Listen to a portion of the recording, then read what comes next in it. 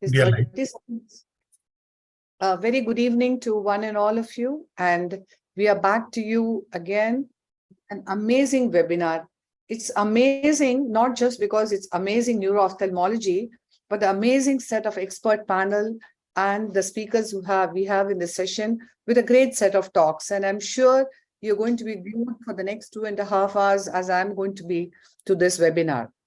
We are truly lucky to have with us Dr. Daniel Gold, who's Assistant Professor of Neurology, Ophthalmology, Ortholaryngology, Head and Neck Surgery, Emergency Medicine from Johns Hopkins University School of Medicine. We are so enlightened to have him with us, and we're going to be a lot of learning as he gives his talk.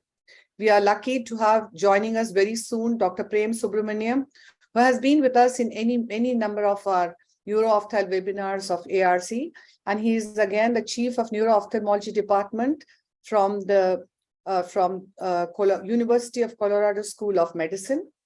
We have with us joining soon Dr. Pradeep Sharma, who was the professor and head of the Pediatric Ophthalmology, Strabismus and Neuro Ophthalmology from the RP Center for any number of years before he's become the Chief of Pediatric and Neuro Ophthalmology at the Center for Sight Group of Hospitals based at Delhi.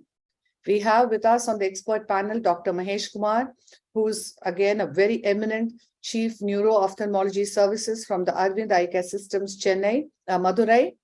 And we have with us Dr. Sujata Goha, the ever-charming Dr. Sujata, a very popular person, the whole of West Bengal, again, who heads the Shankar Nethralaya unit and heads the Pediatric and Neuro-Ophthalmology department of the same place.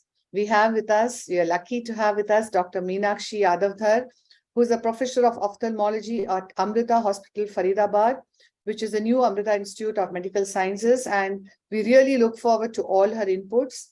Moderating with me is Dr.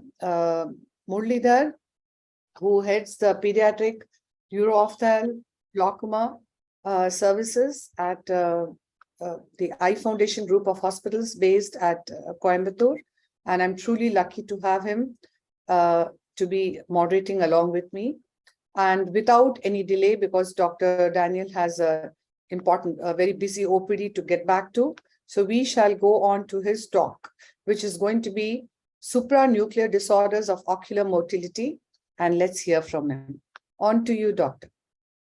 Okay, great. Thanks so much. It's an honor to be here. I was just texted by our fellow who's supposed to be with me in clinic. We have two fellows. One has a fever and one wasn't woken up by their alarm this morning. So I'm just trying to figure out who's where. So it's been a fun way to start the day. But it's an honor to be here. And the supranuclear designation, I think, is overwhelming to a lot of general ophthalmologists when you hear that word. So I've changed the title a little bit, and I will share my screen and get started. I'm going to try to make this as easy to digest as possible. Lots of videos. So let me share my screen here. And are you able to see my screen? Yeah. Yes. Okay.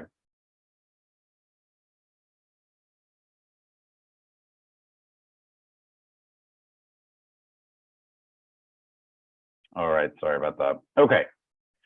So 4 midbrain ocular motor syndromes that you can't forget. That sounds a little better than supranuclear motility disorders, I think. So I'd like to take a tour through the midbrain, but we're not talking about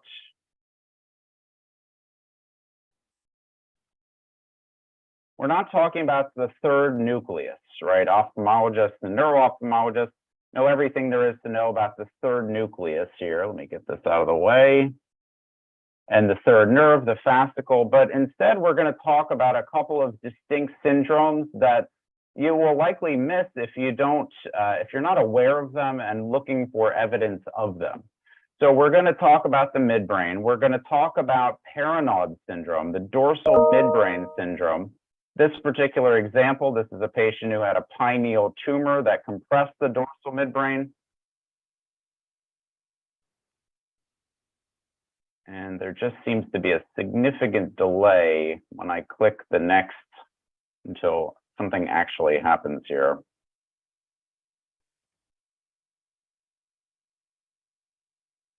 Okay, so when you think about the dorsal midbrain syndrome, which think about the posterior commissure up here, this is really the rostral midbrain, and think about upward movement.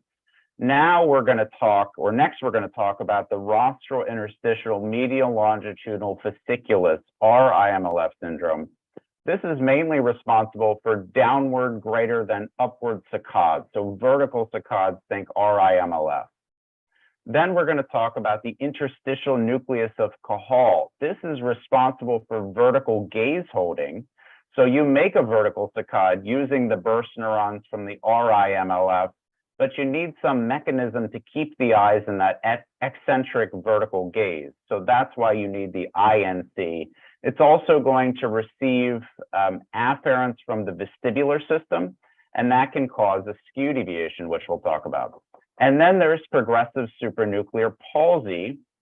The RIMLF and the INC syndromes here are due to strokes. We'll talk about that. Here you can see the so-called Mickey Mouse sign. This is a midbrain tegmental atrophy that gives it kind of looks like the ears of Mickey Mouse. And initially in PSP, it's going to affect vertical saccades, usually down greater than up. So we're just going to talk about these 4 syndromes, and I'm going to point out some characteristic features of each, and that's it. Hopefully by the end, you won't be more confused. If you are more confused about these syndromes and these terms, then that's my fault, not yours. So first, let's talk about the paranods or dorsal midbrain syndrome. So this is the patient who has a pineal tumor that's compressing the dorsal midbrain. And look what happens when I ask him to look up. So looking down is not a problem, but now look up. And you can see this characteristic kind of convergence appearance. The eyes come together. There's too much convergence here. And sometimes there are kind of what looks like a couple of beats of convergent, divergent nystagmus. But watch when I use a vertical optokinetic flag or optokinetic tape. Watch this. This is upward. So with the upward movements, there's a convergence retraction nystagmus. Downward looks fine. Downward saccades are good. Now upward saccades. See the eyes coming together? They're converging. They're repetitively. This is a convergence retraction nystagmus that can be seen very easily with an optokinetic stimulus. So if you don't use an optokinetic flag or optokinetic tape, I would strongly encourage you to. It can also be a really easy way to screen patients to make sure that they have saccades in smooth pursuit. The slow phases of optokinetic nystagmus are pursuit. The fast phases are saccades. So if you have a really robust optokinetic response horizontally and vertically, then that tells you right away that pursuit and saccades, those systems are probably working pretty well. So dorsal midbrain paranod syndrome, think about the upward movements, think about the posterior commissure, look for convergence retraction nystagmus. Why does this happen? Why is it more upward movements than downward? It's thought to be because there are stronger ipsilateral projections to the depressors, so that the upward movements are preferentially affected. Some other things to look for in a dorsal midbrain syndrome: the pupils don't constrict well to light, but they typically do respond quite well to a near stimulus. So this light near dissociation is very typical. And oftentimes you'll see eyelid retraction as well. This is a different patient with a paranod's dorsal midbrain syndrome who has a really significant eyelid retraction, so-called Collier's sign in the setting of dorsal midbrain syndrome, but usually it's not quite this prominent. So that's number 1. Number 2 is the RIMLF syndrome, the rostral interstitial medial longitudinal fasciculus syndrome. And I want you to look up at the ceiling. This is where the vertical Look up at the ceiling with your eyes. burst neurons live. Good. Look down at the floor. So if a patient As fast as you needs can, look to at the make floor. a vertical Look at the saccade, ceiling. they have to use the RIMLF. Look at the floor. he can't make vertical saccades. Look at the ceiling. He can't make vertical Look at the saccades floor. upward or downward. Good. Look right at the light of the camera. And I'm just going to And move your head I'll tell down you a that little his bit. Look right at the horizontal light of the saccades look camera. perfectly normal. But this is the vestibulo-ocular Look right at reflex. the light of the camera. So clearly he has a normal vertical Right at the range light of the of camera. movement. He can look up. Good. Look right at the light of the camera. He can look down. So Right at the light of the this camera. is supranuclear. This cannot be explained by Right at the light a of the camera. nuclear Look down. third, bilateral thirds, or fascicular thirds, or a nerve Each problem, line. or a muscular problem.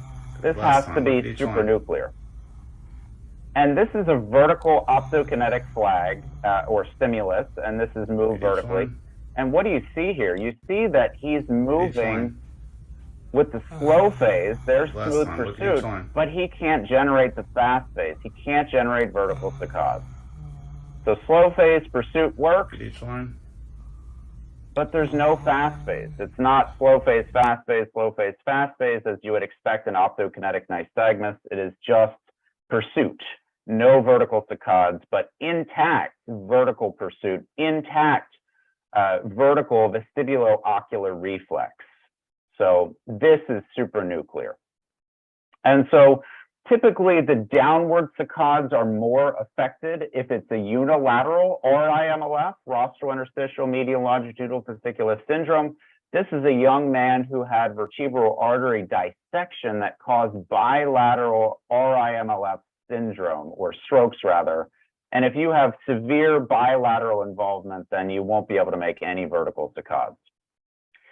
But the reason for that down-up discrepancy is because each RIMLF is going to project bilaterally to elevators and ipsilaterally to depressors. So the upward movements, the upward saccades rather, are going to be relatively spared in that situation.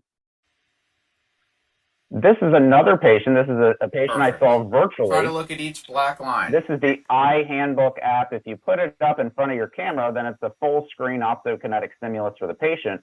This is another patient with bilateral RIMLF lesions. That's perfect. Try to look at each black line. Who has very normal horizontal responses, but not vertical responses. Again, you see there's sort of a little eyelid saccade there, but not an actual saccade. He can't make vertical saccades to an optokinetic stimulus. Same kind of idea. Slow phases pursuit, intact fast phases, saccades not working. Two other little things that are of interest that you can easily see at the bedside. One is that these patients often will have spontaneous torsional nystagmus. So the RIMLF is not just responsible for the vertical burst neurons, but also the torsional burst neurons. So if there's asymmetry in the torsional burst neurons from right to left, then that can create a spontaneous nystagmus. Also, the RIMLF is responsible for generating the fast phase when you tilt your head to the right or to the left. This is normal. So when this person tilts the head to the left, there should be a slow ocular counterroll, physiologic, and then this fast phase. Can everyone see this fast phase, the fast torsional movement? So the slow phase is related to the tilt, but then to keep the eyes, the top holes in sort of an upright position relative to gravity, there has to be a fast phase afterwards. So this is a normal example of the fast phases being generated. Fast phase, fast phase, fast phase. These are these torsional quick phases. And this is that same patient who I just showed with the optokinetic stimulus, doesn't have any vertical fast phases. This is the same thing. You can see our technician tilting his head 45 degrees to the right and to the left, and it's just a slow ocular counter roll with no fast phase because both of his RIMLF are not working as they should. They're both damaged, and therefore he cannot generate the torsional quick phases. What about the interstitial nucleus of Cajal? This is an example of a patient who suffered a left INC stroke. A couple things to point out. Number one is that because the INC is going to receive the vestibular inputs, especially the utricle inputs, if there's utricle asymmetry, that's what creates a skew deviation, then you can have a skew. The other thing is that I mentioned that the INC is responsible for vertical gaze holding. And so these patients oftentimes will have gaze-evoked nystagmus vertically, but not horizontally. So downbeating nystagmus and down gaze, and upbeating nystagmus and up gaze. And this is an example of that. This patient also had a left RIMLF syndrome, which I won't go into. But the other thing that you'll see, if you do a dilated exam with the indirect, you'll see this fundus torsion. And if it's a left INC lesion, there's going to be a left hypertropia, that's the skew deviation, but that left hypertropic eye is going to be encycloducted, and the right lower eye is going to be excycloducted. This is the ocular counterroll. And again, this is another consequence of this ocular tilt reaction. The ocular tilt reaction is made up of three features: the skew deviation, head tilt, and ocular counterroll. And that's because these fibers that respond to head tilts, that respond to gravity, that start in the ear, in the utricle, are going to go all the way through the brainstem, cross over, and they're going to wind up in the interstitial nucleus of Cajal. So if you have an INC stroke, you will have oftentimes a pretty big ocular tilt reaction. And now finally, a couple words on PSP. So these patients in advanced disease will have really impaired vertical gaze, upward and downward. Initially, it might just be downward. Oftentimes it is just downward, and saccades downward are oftentimes slower than they are upward. But this is another example of a supranuclear disorder, right? Did you see that? So I can't get her to look down or up, but as soon as I move her head, the vertical VOR demonstrates that clearly the range of vertical movements is normal. These patients have square wave jerks, these little saccadic intrusions, not nystagmus, but these intrusions, saccade, saccade, saccade. These patients oftentimes have saccadic pursuit. You see how choppy that is when I just have her slowly follow this pen, chop, chop, chop. Her smooth pursuit is impaired. These patients also have hypometric saccades. You see it takes 2 or 3 little saccades to get to the target. Here you can see the Procera sign as well that you might see in PSP. In addition to, these patients can have eyelid retraction causing an astonished facies, like you can kind of see now. She's often closing one eye because closing one eye to see the target clearly, because she's also experiencing convergence insufficiency. And this is another example of using an optokinetic stimulus to demonstrate that oftentimes these patients will have normal horizontal responses.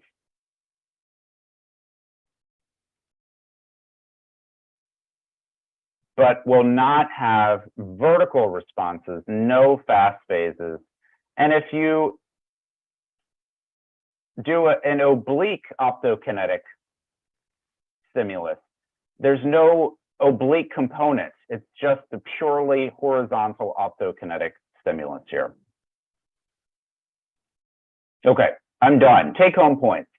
So paranods, think about the posterior commissure.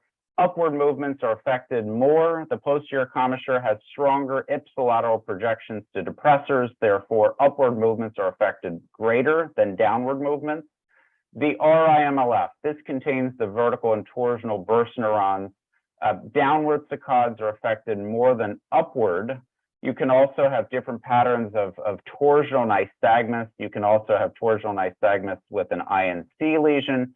The RIMLF projects bilaterally to elevators and ipsilaterally to depressors. That's why a unilateral RIMLF lesion will cause more of a downward saccade palsy than an upward one, unless both are involved, in which case you can abolish vertical saccades entirely. The INC, this is vertical torsional gaze holding. So you use the RIMLF to get the eyes to the target vertically, and then there has to be a mechanism to keep them there. The INC also receives these vestibular inputs, especially from the utricle, and if there's asymmetry in those pathways, that causes a skew deviation. Because of its gaze-holding properties, you can see a vertical gaze-evoked nystagmus, and also you can see a torsional nystagmus that's spontaneous. PSP, down greater than up palsy initially, although that can progress to involve all vertical eye movements. Hypometric saccade, saccadic pursuit, severe imbalance as well. And I think, hopefully I've made the point that optokinetic nystagmus can be really, really useful. So if you're not doing it already, please start assessing optokinetic nystagmus in all these patients. It's quick, it takes less than 10 seconds to do it horizontally and vertically. And if somebody has a very robust response, you can say right off the bat, pursuit's probably working well, saccades are probably working well. And I'm done. So all the videos and many, many more can be found in my collection through the North American Neuro Ophthalmology Society. I also have a book that came out in the last year. I'm not trying to sell you my book, but through my collection, there are links to my book, and all of the videos and lots of electronic supplemental materials are available for free. Thank you so much for your time and attention. Thank you so much, Dr. Daniel. Thank you so much. I'll have to hear you all over again to have understood things even better. So incidentally, I happen to be a cataract, glaucoma, and refractive surgeon, and I'm with you hearing your stuff and enjoying it. So there's Excellent. one simple question I have to ask. How reliable is a supine test in helping us differentiate skew deviation from superior oblique palsy? Right. So, Dr. Agnes Wong came out with a nice paper, the sort of upright supine test, in evaluating or trying to distinguish a fourth nerve palsy from a skew deviation. She found in her paper that in those patients with skew, the magnitude of the skew as well as the degree of cycloduction with the double Maddox rod diminished by 50% or greater in most of the patients when they went from an upright position to a supine position. However, most, if not all of those patients were really kind of chronic, so months to years.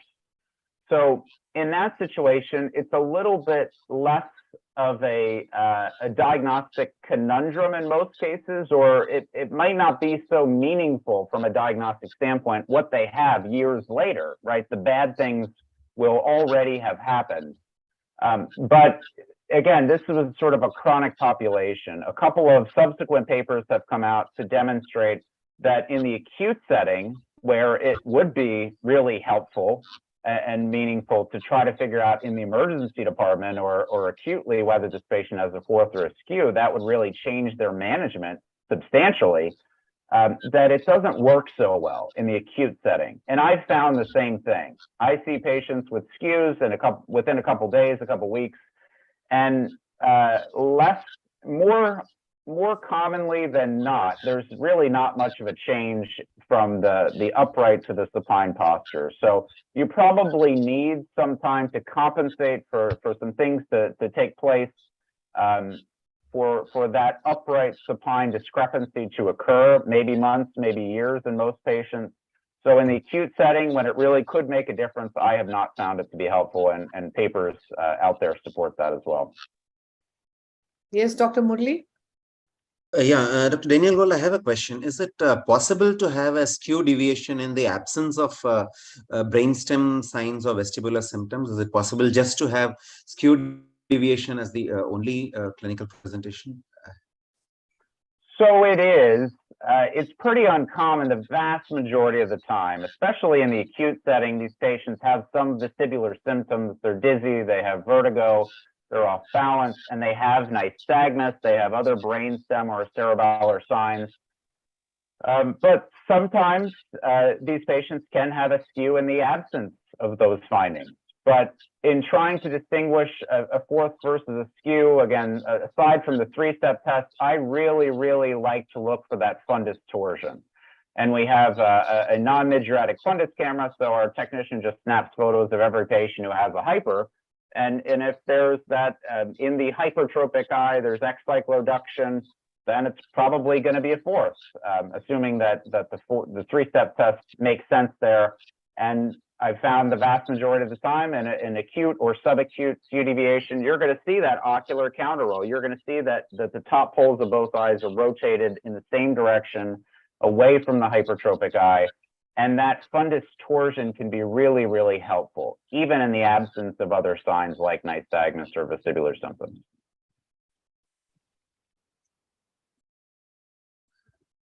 Okay, any questions from the other panel members? It is interesting to see the use of the optokinetic nystagmus so much. So what is it? Do you use a drum or do you use? So I have, sorry, it's right above me here. Let me get it out of the cabinet. So this is the optokinetic tape that I've been using for the last 10 years or so that my mother-in-law made for me. Wow. So just alternating stripes, red and white. So works perfectly well. The thing about the optokinetic drum, oftentimes the lines are too close together. So if they're spaced out a little bit more, that's great. But again, this is so much more portable and than the drum is, and this works really well. So I would just simply, and I can even do it here, and then I'll just do up and down. And again, it takes less than 10 seconds. Dr. Daniel, is it? Yes, Dr. Meenakshi. No, I was saying this is a lovely tip. We will try and use this more often now. Excellent. Let me know if you find it helpful. Give me some follow-up. Thank you. Thank you. Dr. Daniel, is it possible to have skew deviation as part of a transient ischemic attack? I mean, as a transient symptom that goes away after some time, is it possible to have that? Absolutely, but in that situation, it's usually in the setting of, again, this is brainstem ischemia and other signs, right? So it's not just diplopia due to a skew for 30 minutes, it's also a spinning vertigo. That would be much more common.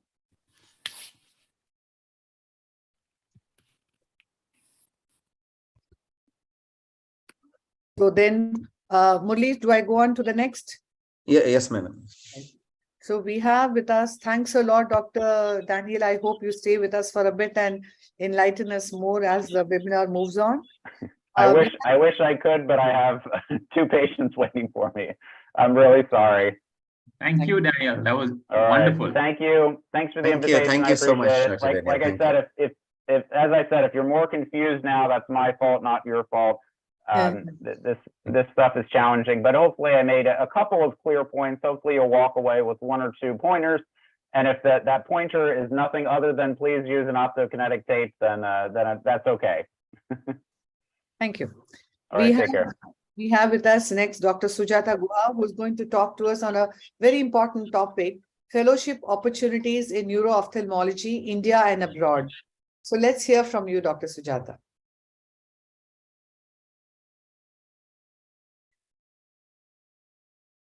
Is my screen visible? Yes, yes. Okay.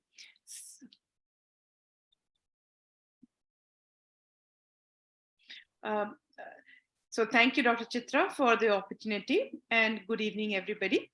I'm going to speak to you on a very important or a very unique topic, which will be of interest to residents, to practicing general ophthalmologists, as well as to practicing pediatric ophthalmologists. And it is about neuro ophthalmology fellowship. Well,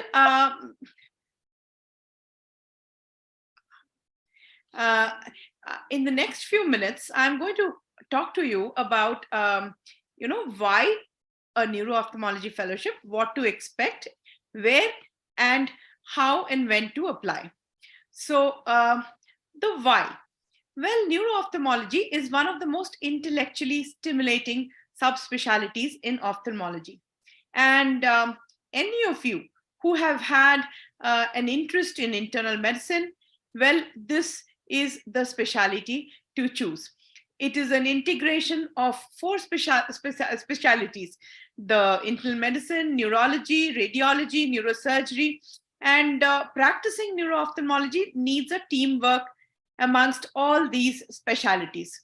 And at the end of the day, sometimes we end up making life-saving diagnosis like brain tumors, like multiple sclerosis. And so you go home having had this this sense of achievement. Again, if you have a penchant for this subject, this is an extremely interesting subspecialty to practice. People who have a mentality for institutional practice and who have come from a family of neurologists, this again is for them. It is a relatively less saturated specialty even in the metro cities. The setup is not too expensive, and unlike people who think that this can be without a surgery, you can of course practice cataract surgeries, and you can of course do strabismus surgeries or optic nerve decompression. There are many opportunities. You can give Botox. So this specialty has got a wide range. So people who have got this multi-speciality or penchant for medicine, this specialty is for you. So what should a neuro-ophthalmology fellowship offer? What should a good fellowship offer? It should offer you the art of history taking.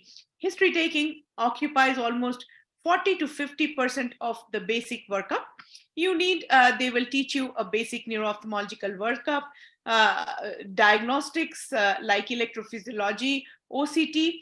You need to, you will get trained in neuroradiology, neurology related to ophthalmology, and the art of ordering appropriate systemic investigations. You will have to order a lot of systemic investigations in this specialty. So you need to know a little bit about them.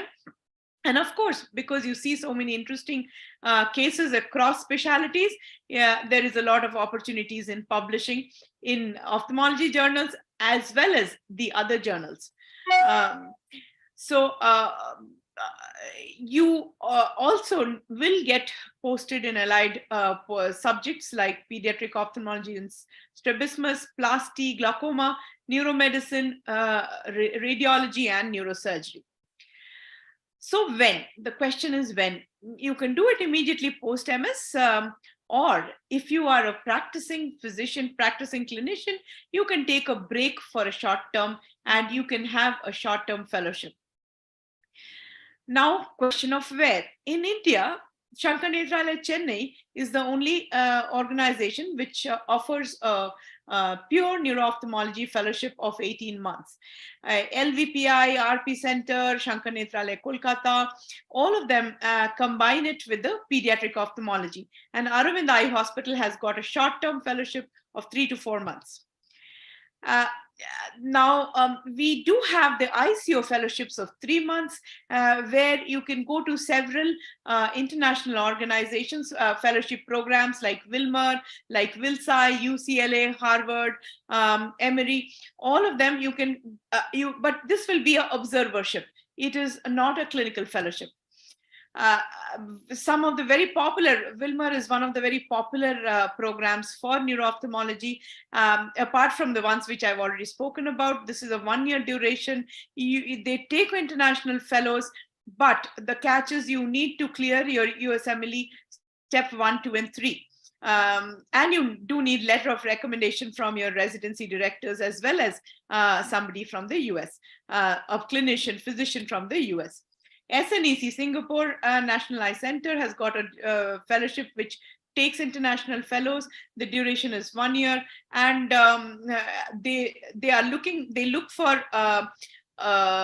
residents who have post residency 3 years of experience before they apply.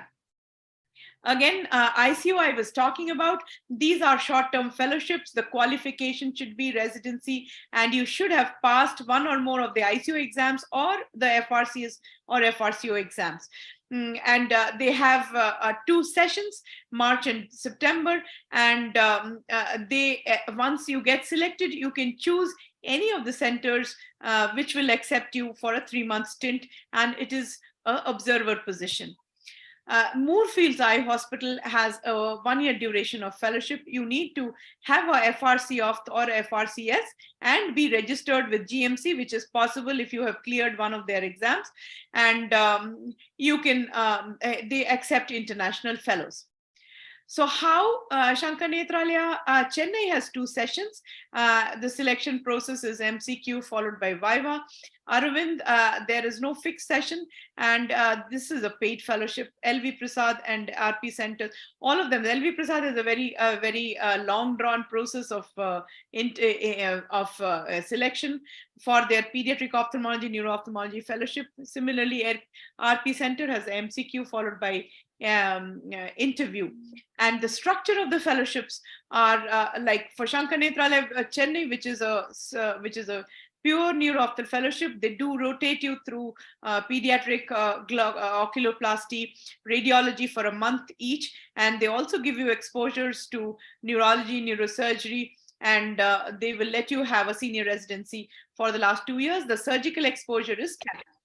LV Prasad, again, they have a very elaborate induction module followed by posting for their secondary centers. And in the last 15 months, they have advanced subspecialty training. And again, their exposure, surgical exposure will be strabismus surgeries and cataracts. So to summarize, neuro-ophthalmology has got very rewarding prospects. It is a niche subspecialty which is not yet crowded, so you can get referrals from all your ophthalmology colleagues and neurologists as well as neurosurgeons. You can apply after post-graduation for a full-term fellowship, or for practicing ophthalmologists who are interested in the subject, you can take a break and have a short-term fellowship also. And Chennai has a pure neuro-ophthalmology fellowship of the full 18 months duration, but Aravind gives a short-term fellowship. Thank you. Thank you very much, Dr. Sujata. That was very informative. Murli, would you want to ask anything here, or should we move on? I have a question, madam. I have a question for SG, madam. Madam, do you think all these neuro-ophthalmic fellowships, should they have some kind of a tie-up with the multi-specialty, have a neurology and neurosurgery posting also? Madam? It must. See, the ones which is the Chennai one, which is the only neuro-ophthalmic fellowship, does have a radiology posting, neurology posting, neurosurgery posting. And RP Center, and they are a multi-specialty setup. So I'm sure they will be sending, they will have to go to the bedside clinics of the neurology patients and do the examination. But for the standalone hospital like ours, we need to have a tie-up. Okay, right. Thank you, Dr. Sujata. We shall now go on to our next speaker, Dr. Ramakrishnan, who's a consultant neurology and the head of the Department of Neurology at KG Hospital, Coimbatore. And he's going to be talking on management of optic neuritis from the neurologist's point of view, and an overview of the demyelinating disorders affecting the optic nerve. On to you, Dr. Ramakrishnan. Mr. Sunil, can you share the presentation?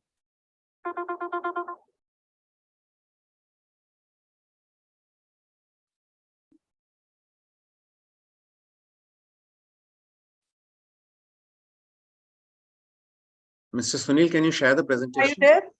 Yes, ma'am. Can you share his presentation? Yes, ma'am. Opening.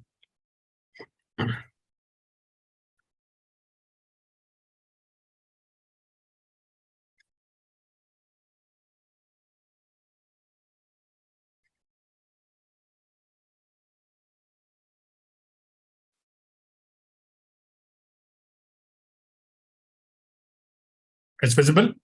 Yes. Okay. Hello, am I audible?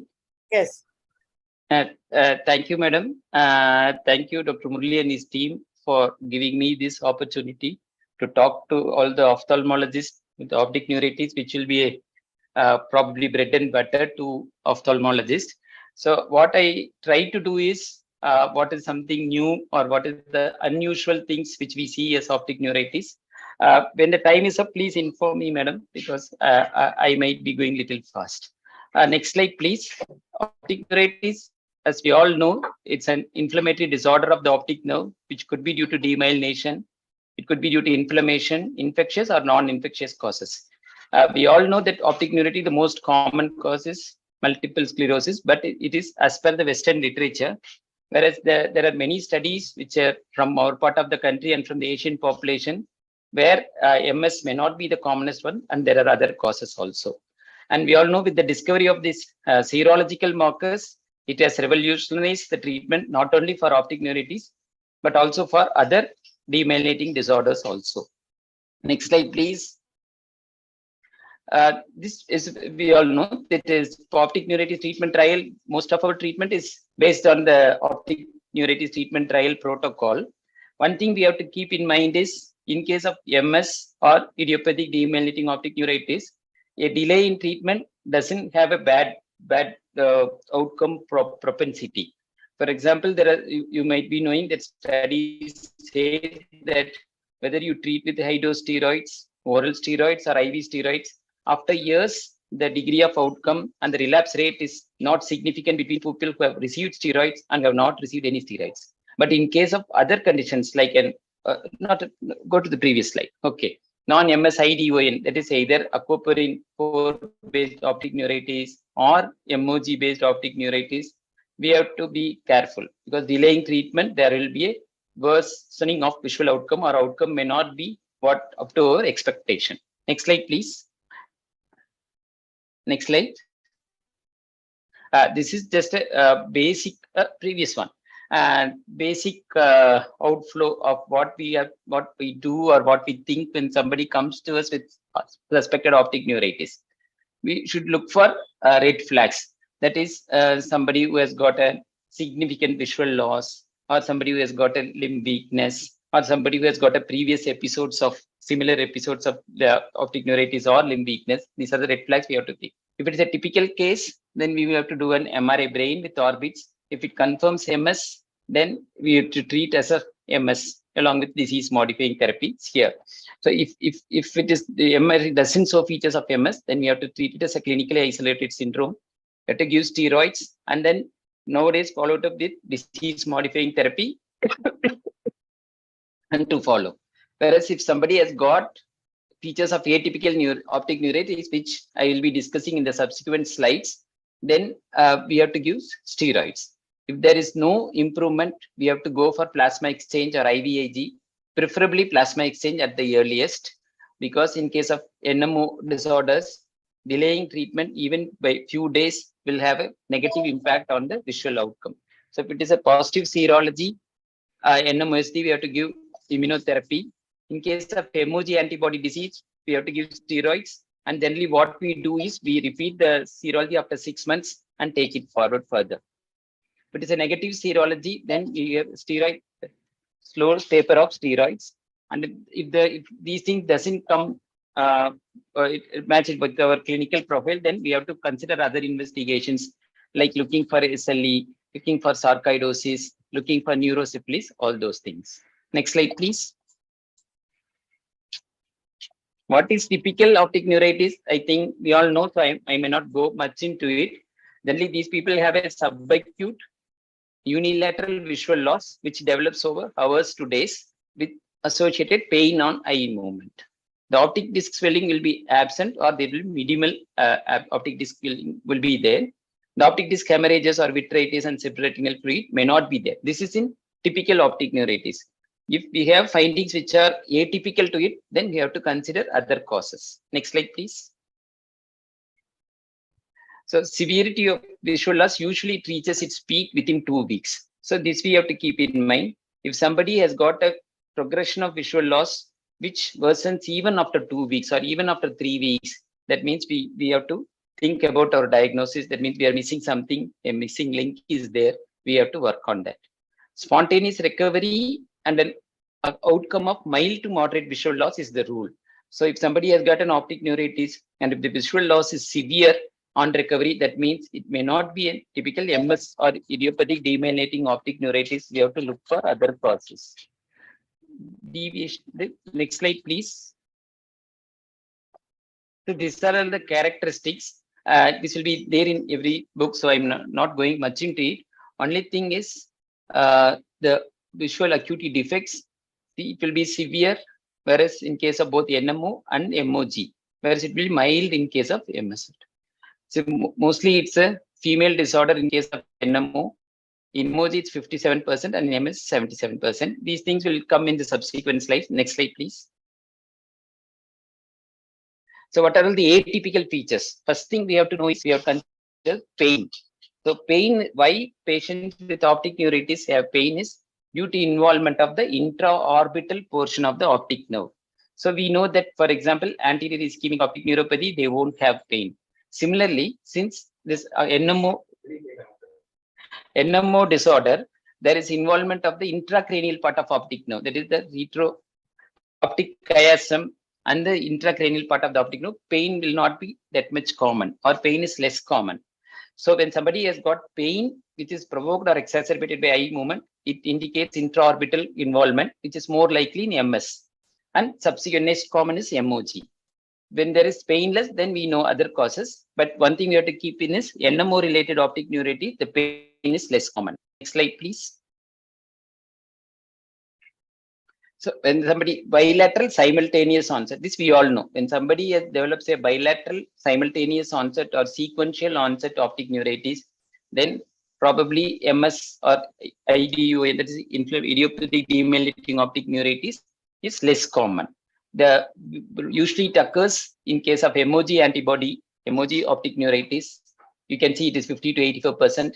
In aquaporin 4 related optic neuritis, 20 to 25%, or it could be due to post-infective or post-vaccination optic neuritis. So this thing we have to keep in mind.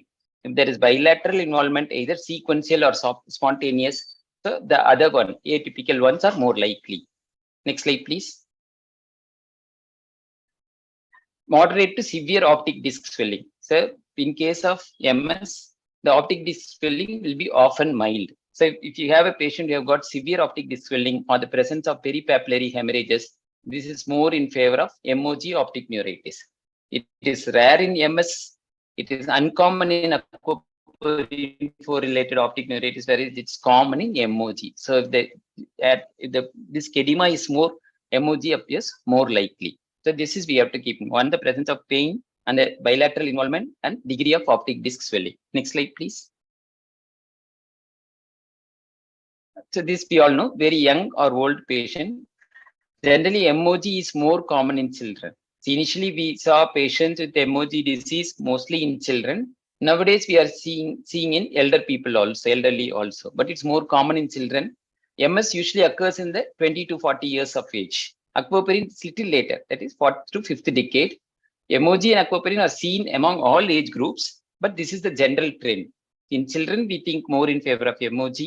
Little elderly, we think more in favor of NMO, whereas MS usually occurs between 20 to 40 years of age. So this depends on the age of the patient also. Next slide, please. This is what I was mentioning. This is a study, I think it's published from Shankar Nethralaya. They have done analyzed cases of 203 cases of optic neuritis in India, where we know that prevalence of MS is lower when compared to Western world. In their series, the most common one was MOG optic neuritis, seen in 28% of population, followed by aquaporin 4, which is seen in 9.9%, and MS in 5.9. So most common one in the series was 28%, which is seen in MOG antibody. Remainder were either serologically negative with no evidence of MS. Next slide, please. Next slide. So this is the article. I think it has been published in 2022, in the January, in the Journal of Ophthalmology. This is clinical profile, imaging features, and short-term visual outcomes of Indian optic neuritis patients with and without seromarkers for MOG antibody and neuromyelitis optica. Next slide, please. The deterioration after steroids. For example, we give steroids and stop the steroids. If there is deterioration of vision after stopping steroid, most common thing which will come to our mind is sarcoidosis, because sarcoidosis is one condition where they will respond very well to steroids. And if there is worsening after stopping steroids, sarcoidosis is one which we have to keep in mind. Generally, deterioration of vision will not occur after stopping steroid, but it can occur if we stop the steroids very early, or in case of MOG optic MOG antibody disease where they will be very much sensitive to steroid. We can have worsening after stopping steroids. So where and all we can have worsening is most likely with granulomatous disorders like sarcoidosis, as post MOG antibody disease, crayon. Here and all we can have worsening with after stopping steroids. Next slide, please. Initial severity of visual loss. So generally, severity of visual loss, based on that, we may not be able to differentiate between typical and atypical ones. But generally, in case of MOG antibody disease and in NMO, the degree of visual loss is much severe when compared to related to MS-related optic neuritis. But it is not common. In different studies, the percentage of people having severity of visual loss varies. But generally, if it is more severe, then it is less likely to be MS-related disease. Next slide, please. Antibody testing.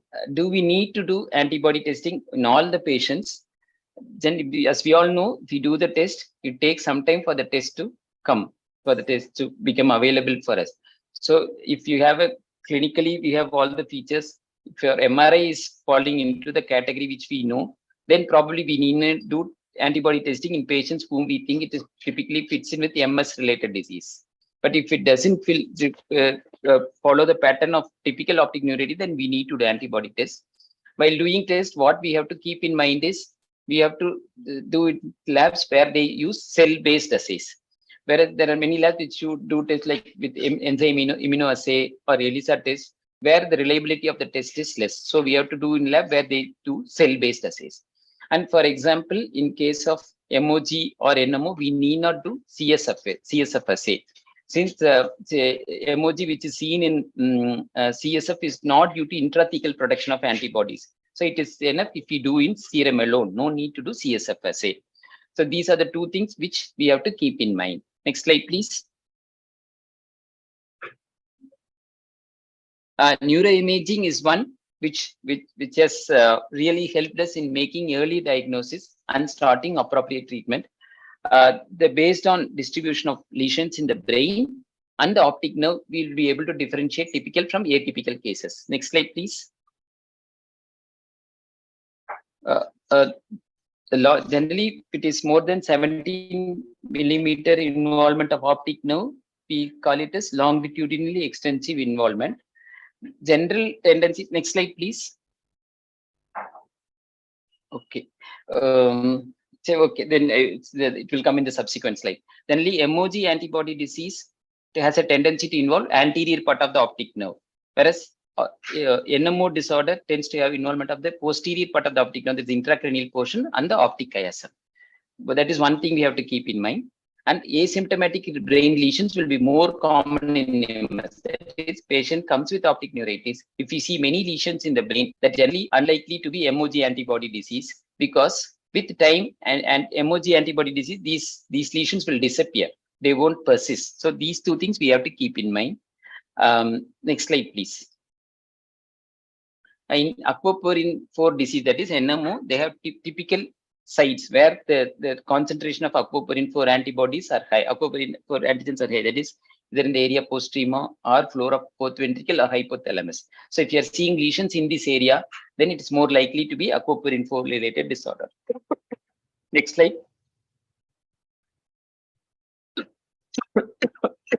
Similarly, if you have longitudinally extending lesions in the cord, it's more in favor of either aquaporin 4 or MOG antibody disease. Generally, if there is involvement of conus medullaris, it is more likely with MOG antibody disease. Whereas involvement of the upper part of the cord, that is cervicomedullary junction, it favors aquaporin 4 antibody disease. I think that should be enough for the point of time. Next slide, please. You have to So, conclude, Dr. Ramakrishnan. Oh, okay, madam. Next slide. That means you go next slide. Next slide. So these are all the MRI pictures. No, previous slide. Previous slide. Okay. Okay. This MRI eye finding alone you can concentrate. So NMO, it has got involvement in the posterior part of the optic nerve and chiasm. MOG has got a anterior, whereas in MS it will be short segment. So next slide. Next slide.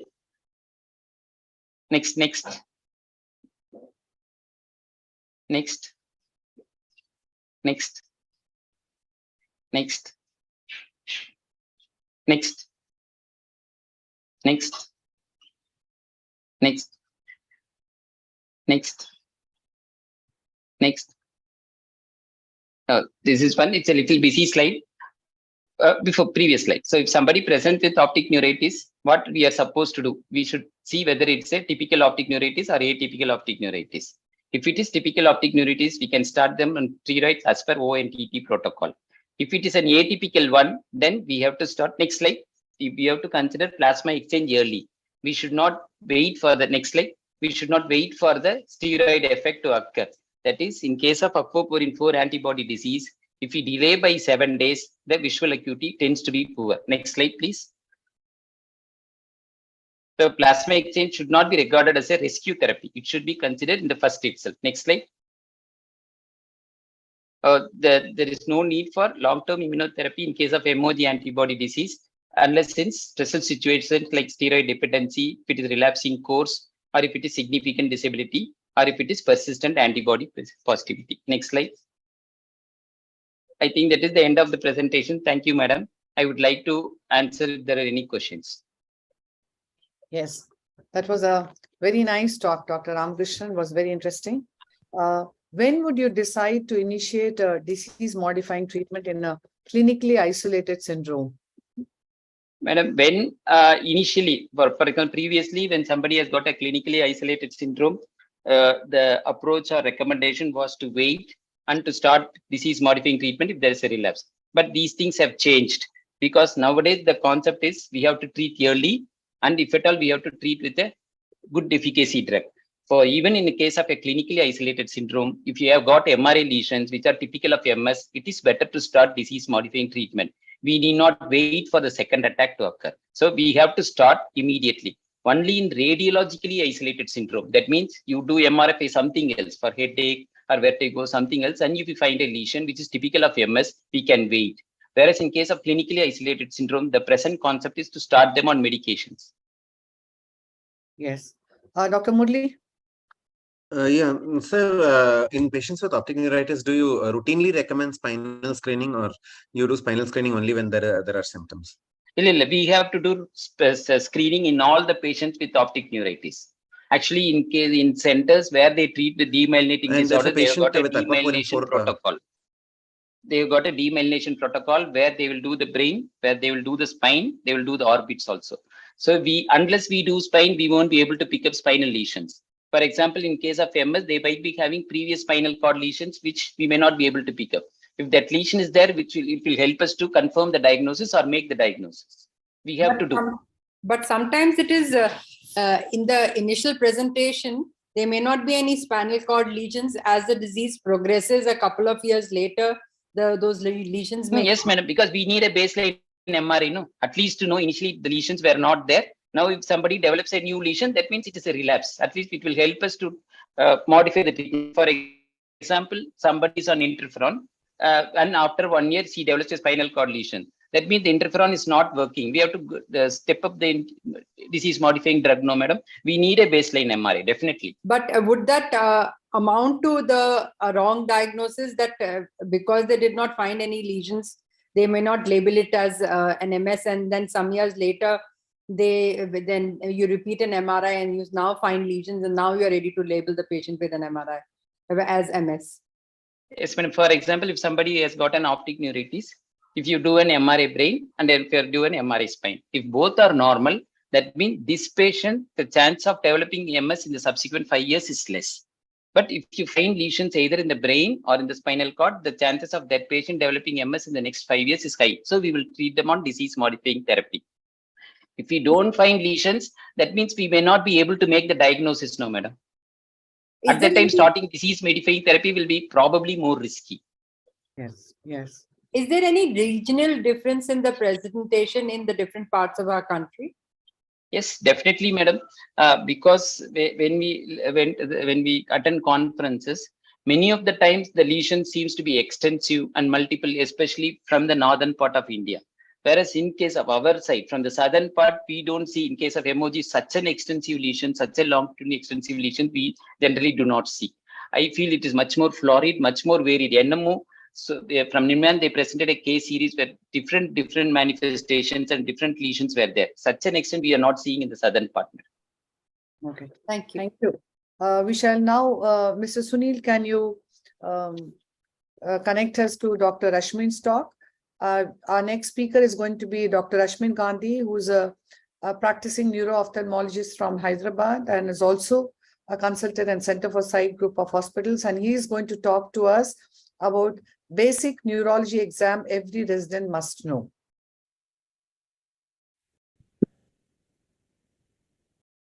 I would like to thank Dr. Chitra and the entire team of ARC for giving me this opportunity. It's always a pleasure to be part of these programs. So today I'm going to talk about the basic neurology and neuro-ophthalmic examination techniques that each resident should be aware of. There is a little blur between neuro-ophthalmic techniques and neurology techniques, and I'm just going to cover as to what would work for all of us. Now, there are two examination techniques that we routinely deploy, that is examination of pupils and examination of ocular motility. I'm going to stretch it a little bit to say that in a lot of our programs, some of the techniques about pupillary examination motility is not very well covered, or sometimes we miss out on some of these techniques. So let's first look at pupil. We all check pupil routinely for an efferent defect, and that test is swinging flashlight test to find out whether there is a unilateral optic nerve defect or asymmetrical bilateral anterior visual pathway optic nerve defect. However, a lot of times we miss out on the efferent pathway, examination of pupil with regards to efferent pathway.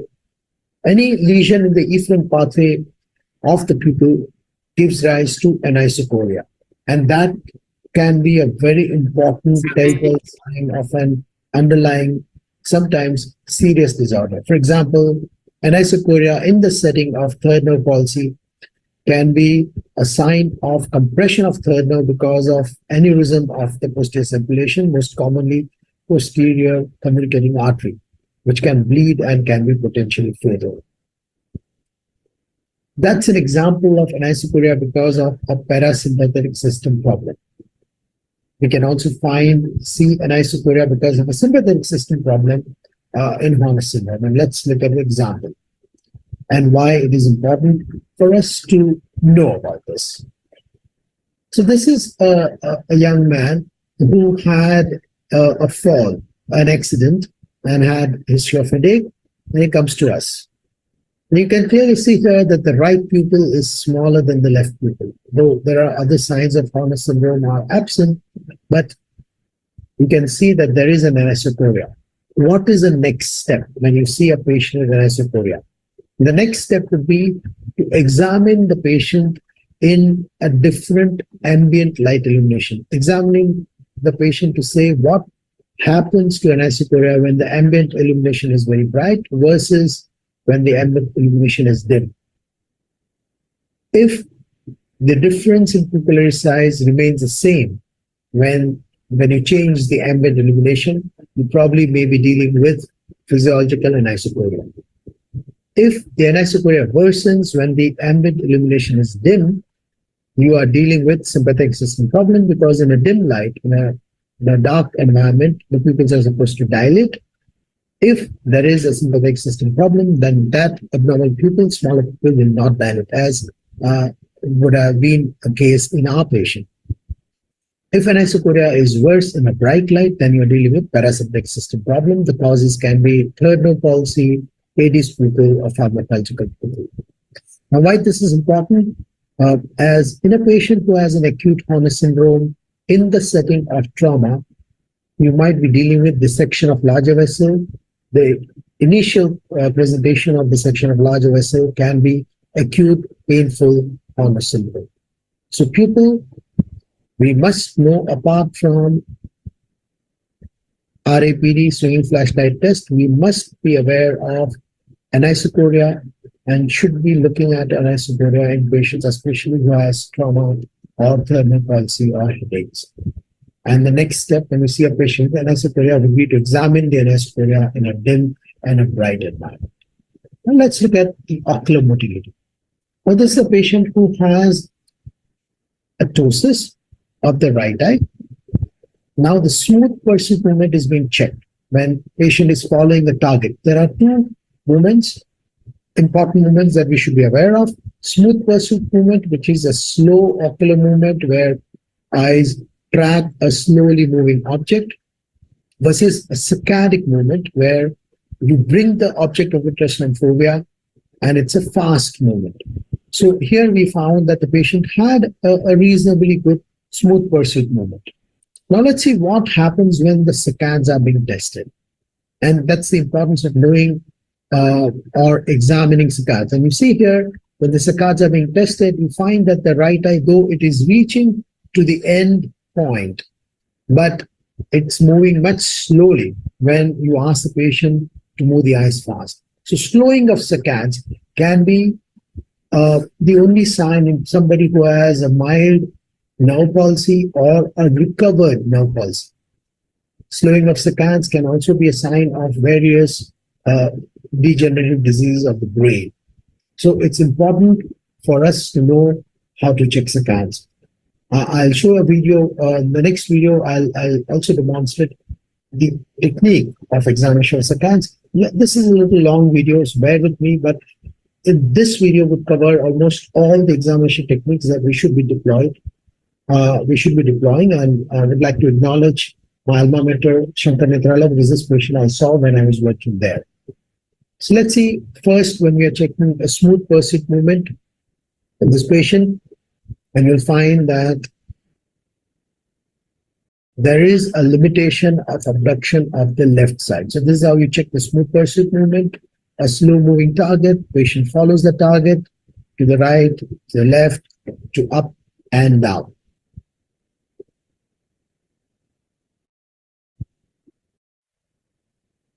Now we go to checking of saccades, and this is how you check saccades.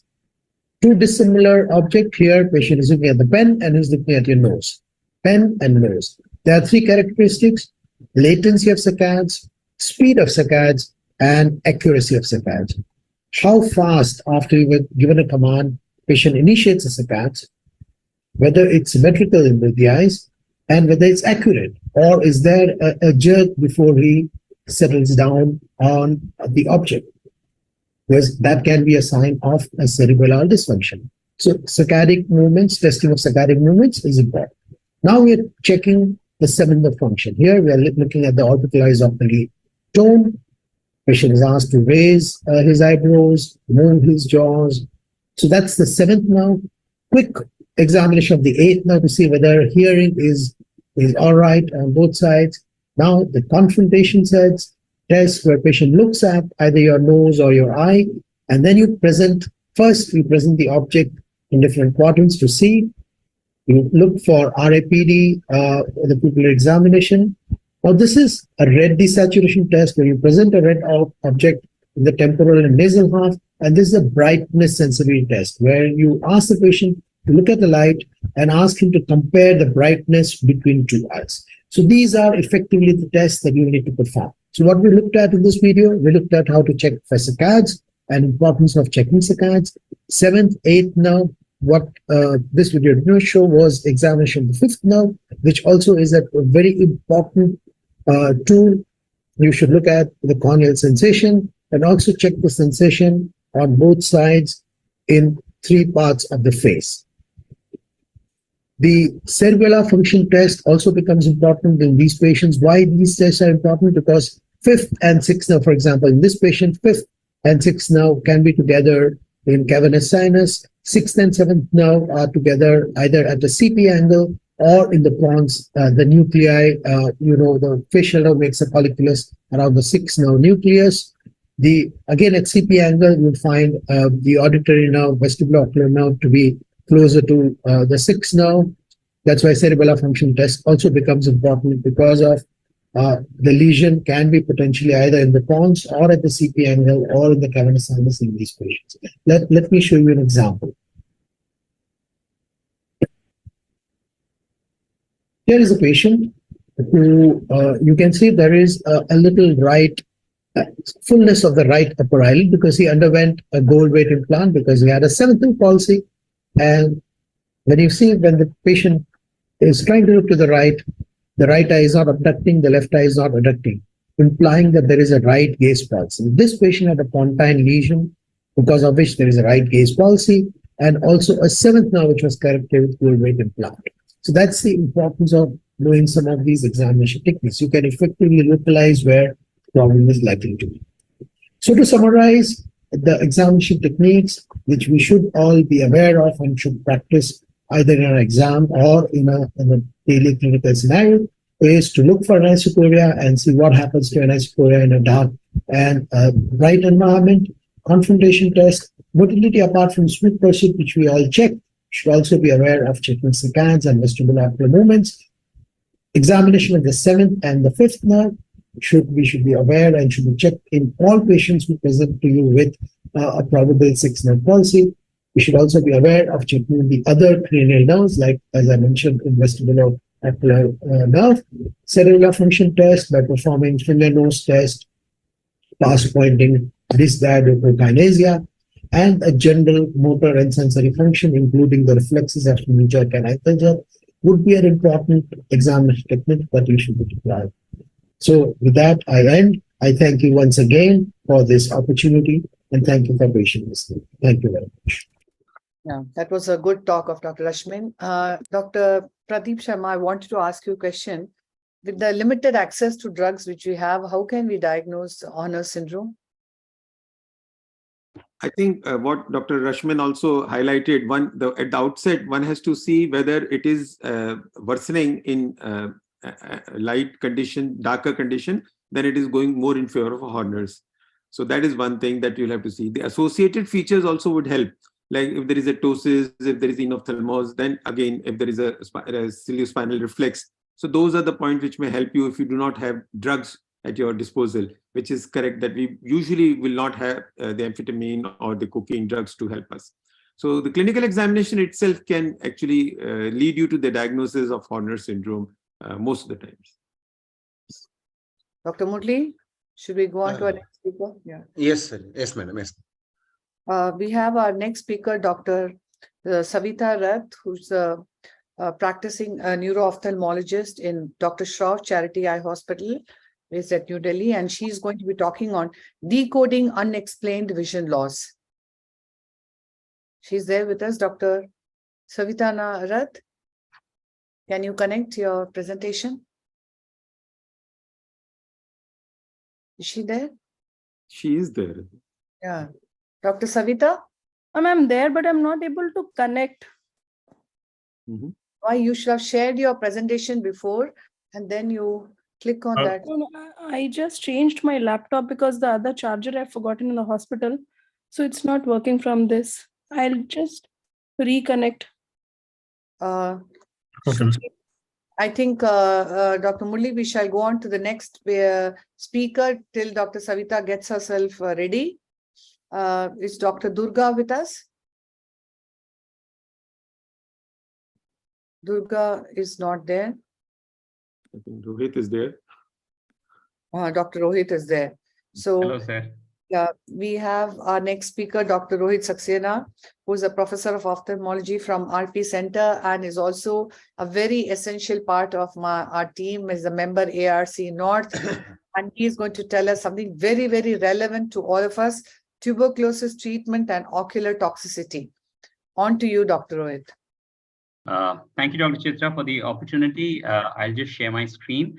As you mentioned, I'll be talking about ATT or antitubercular treatment and the issues that unfortunately are coming up because of the treatment of tuberculosis. So we know that toxic optic neuropathy is essentially due to a lot of drugs that we prescribe. However, the most common and the most important ones are the ATT, and of them, ethambutol is the most common, although we do see occasionally issues with the INH and also linezolid, which is now increasingly being found to have issues related to toxic neuropathy. But bulk of our experience is due to ethambutol, and as I will be discussing, there are some issues that have recently come up which may be important for all us to be aware of. So essentially telling you toxic optic neuropathy is because of a damage to the papillomacular bundle, and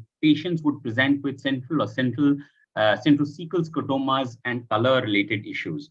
Now, the most important thing why this is important is that the National TB Control Program has in 2016, and they got implemented by 17 or so, has changed the guidelines.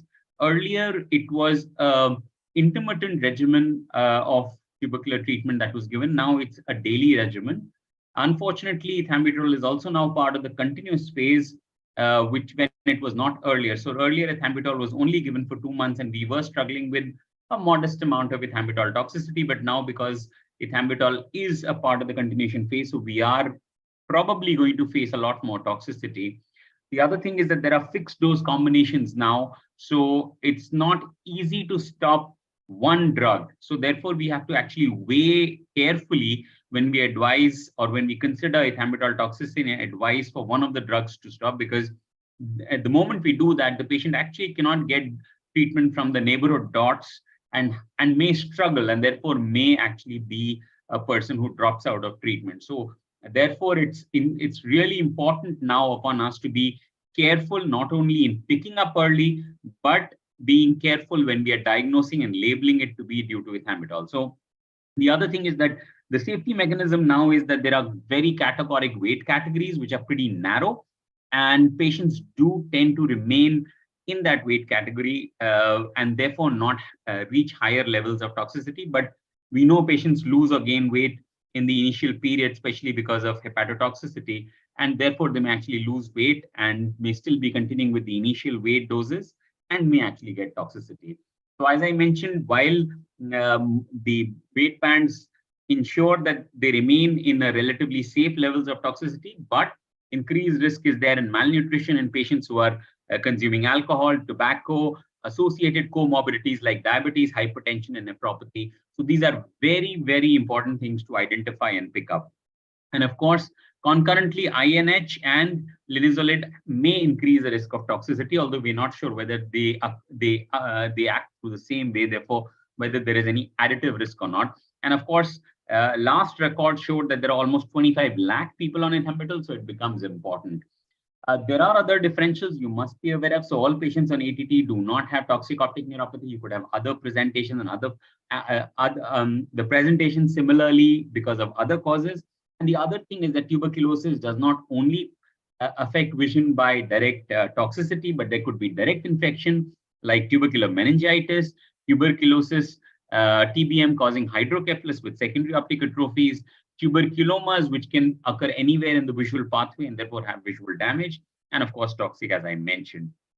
Just showing you a patient on ATT for past 3 months, recently complained of diminution of vision.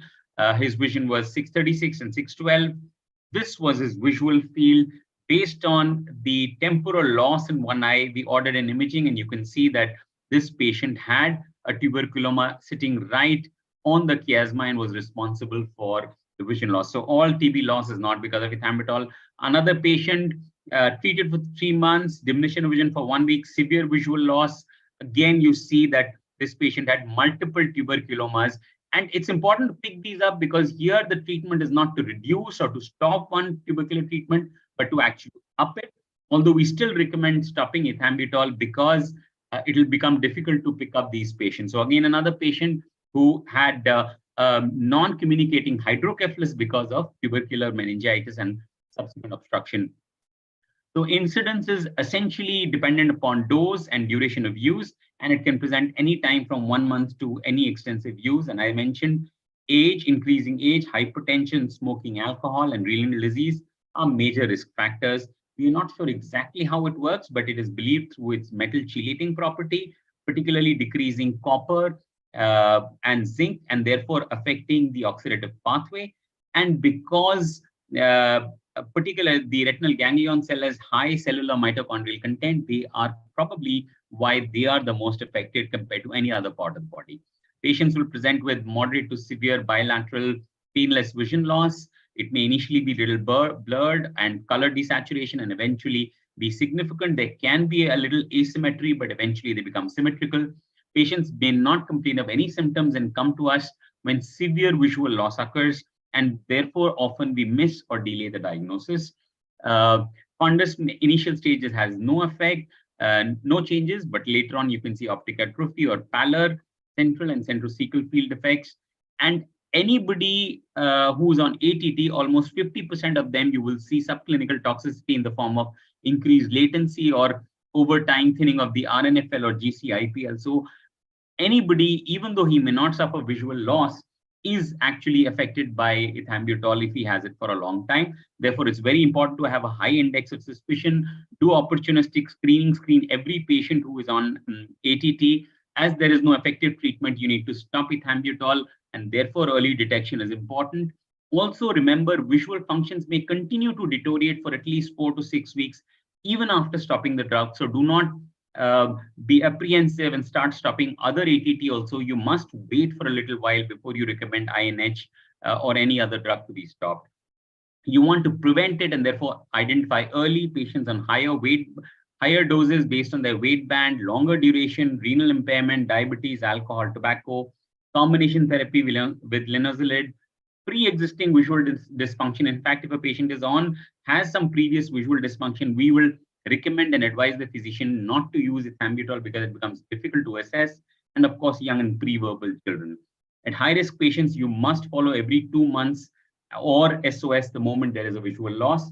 As I mentioned, it may be because of zinc or copper chelation. Therefore, we must stop or replace ethambutol, multivitamin supplementation, which should include zinc and copper, up their nutrition, stop alcohol, smoking, and of course, have a regular follow-up.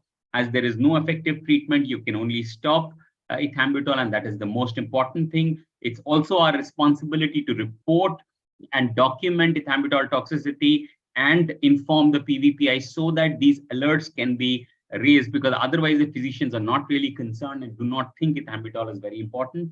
We've been raising this through AIOS also, and a lot of our neuro-ophthalmologists together have worked for it.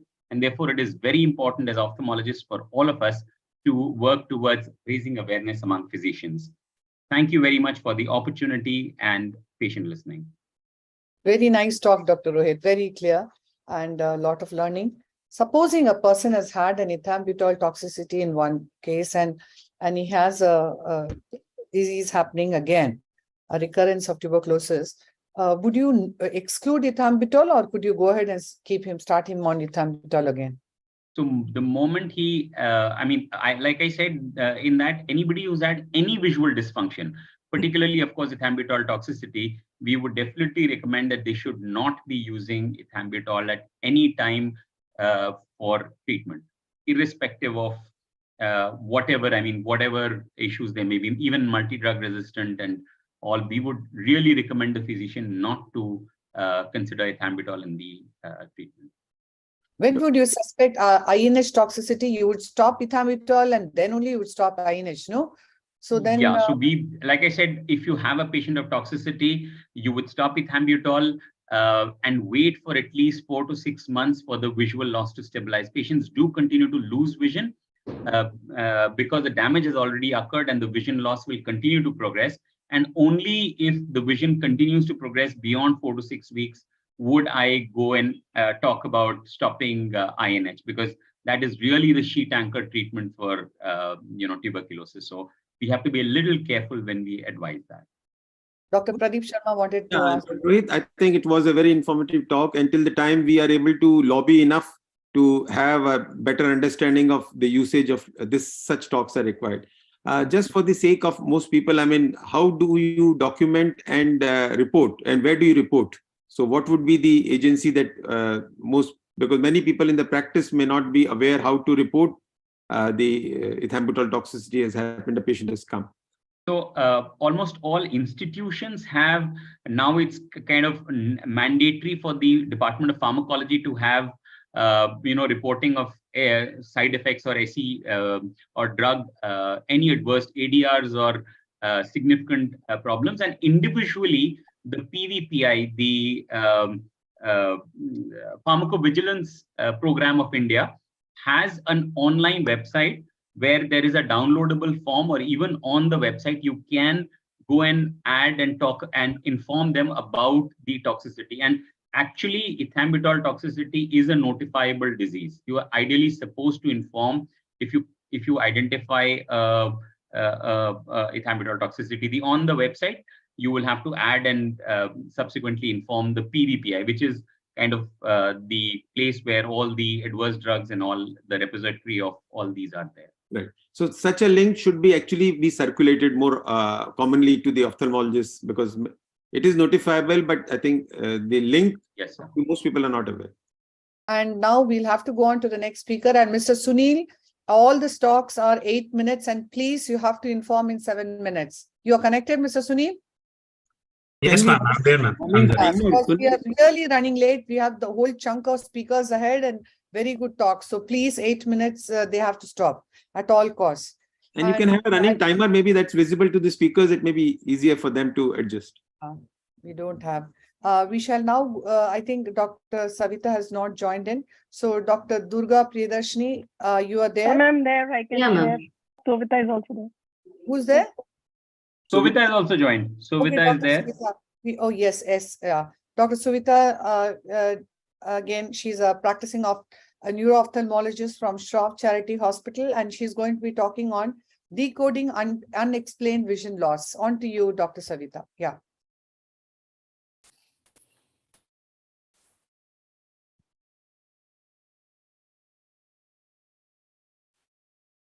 Can you? Good evening, everybody. Is my screen visible now, ma'am? Yeah, it is. It is, but your voice is cracking. Let's hope it continues. Maybe you switch off your video. Anyway, it's switched off. Carry on. Thank you, ma'am, and Team AIOS for giving me this opportunity. So I would just brush up on how to go about unexplained vision loss, which is actually defined as decreased BCVA, which cannot be explained by underlying pathology of visual pathways or is out of proportion of the identifiable lesion. Now, why is that important? Because it causes distress and anxiety to patients as well as physicians. And we must differentiate it from functional vision loss by avoiding unnecessary investigations and workups and preventing any loss of wage and additional cost to our patient. So 5 to 12% referring with visual loss to neuro clinic were subsequently diagnosed with medically unexplained functional vision loss. And this functional vision loss is estimated to account for 5% of the general ophthalmology practice. But Scott et al. Also found that 53% of those who were labeled with functional vision loss had concurrent organic pathology. Now, these are the different causes which have been reported in literature, which could cause unexplained vision loss, like bilateral hyperopia, meridional amblyopia, early keratoconus, megomist, Stargardt's cone dystrophy, Mudes, and sometimes isolated foveal hypoplasia. Apart from that, early bilateral optic neuritis, suprasellar tumors, cortical visual loss, monophysitic syndrome, and amblyopia are few of the causes. So we begin with a case of 32-year-old male who presented to us with both eyes diminution of vision since 6 years of age, which was bilateral, simultaneous, no photophobia, no nystagmus, BCVA 636, contrast affected, red green deficiency, no significant refractive error, temporal pallor as we see in fundus photographs. And then a field showed some central cecal scotoma. So we went ahead to do OCT, which was grossly normal RNFL, but GCC was showing thinning. And with temporal disc pallor, central scotoma, GCC loss, we could suspect that these were the differentials. All of the further evaluation showed there was vitamin B folic and for B12 and folic acid was low, and therefore vitamins were prescribed. Toxic, there was no such history. Hereditary, no such history at clinical presentation, and no compressive lesion on MRI. And so a pedigree analysis and genetic evaluation was done. And then this showed that the brother also was affected. Meanwhile, the genetic test showed that the LHO gene, which we commonly test for central cecal scotoma, bilateral pallor, temporal disc pallor, was negative. So now the younger brother was examined, and history of gradual progression loss was there in early childhood with 624 visual acuity, temporal pallor of both the disc and RP atrophy. And he also carried an old records of chondrodystrophy. This was a brother who was always accompanying but was never examined. Now, revisiting our patient fundus, we just find that these subtle RP atrophies, which were missed.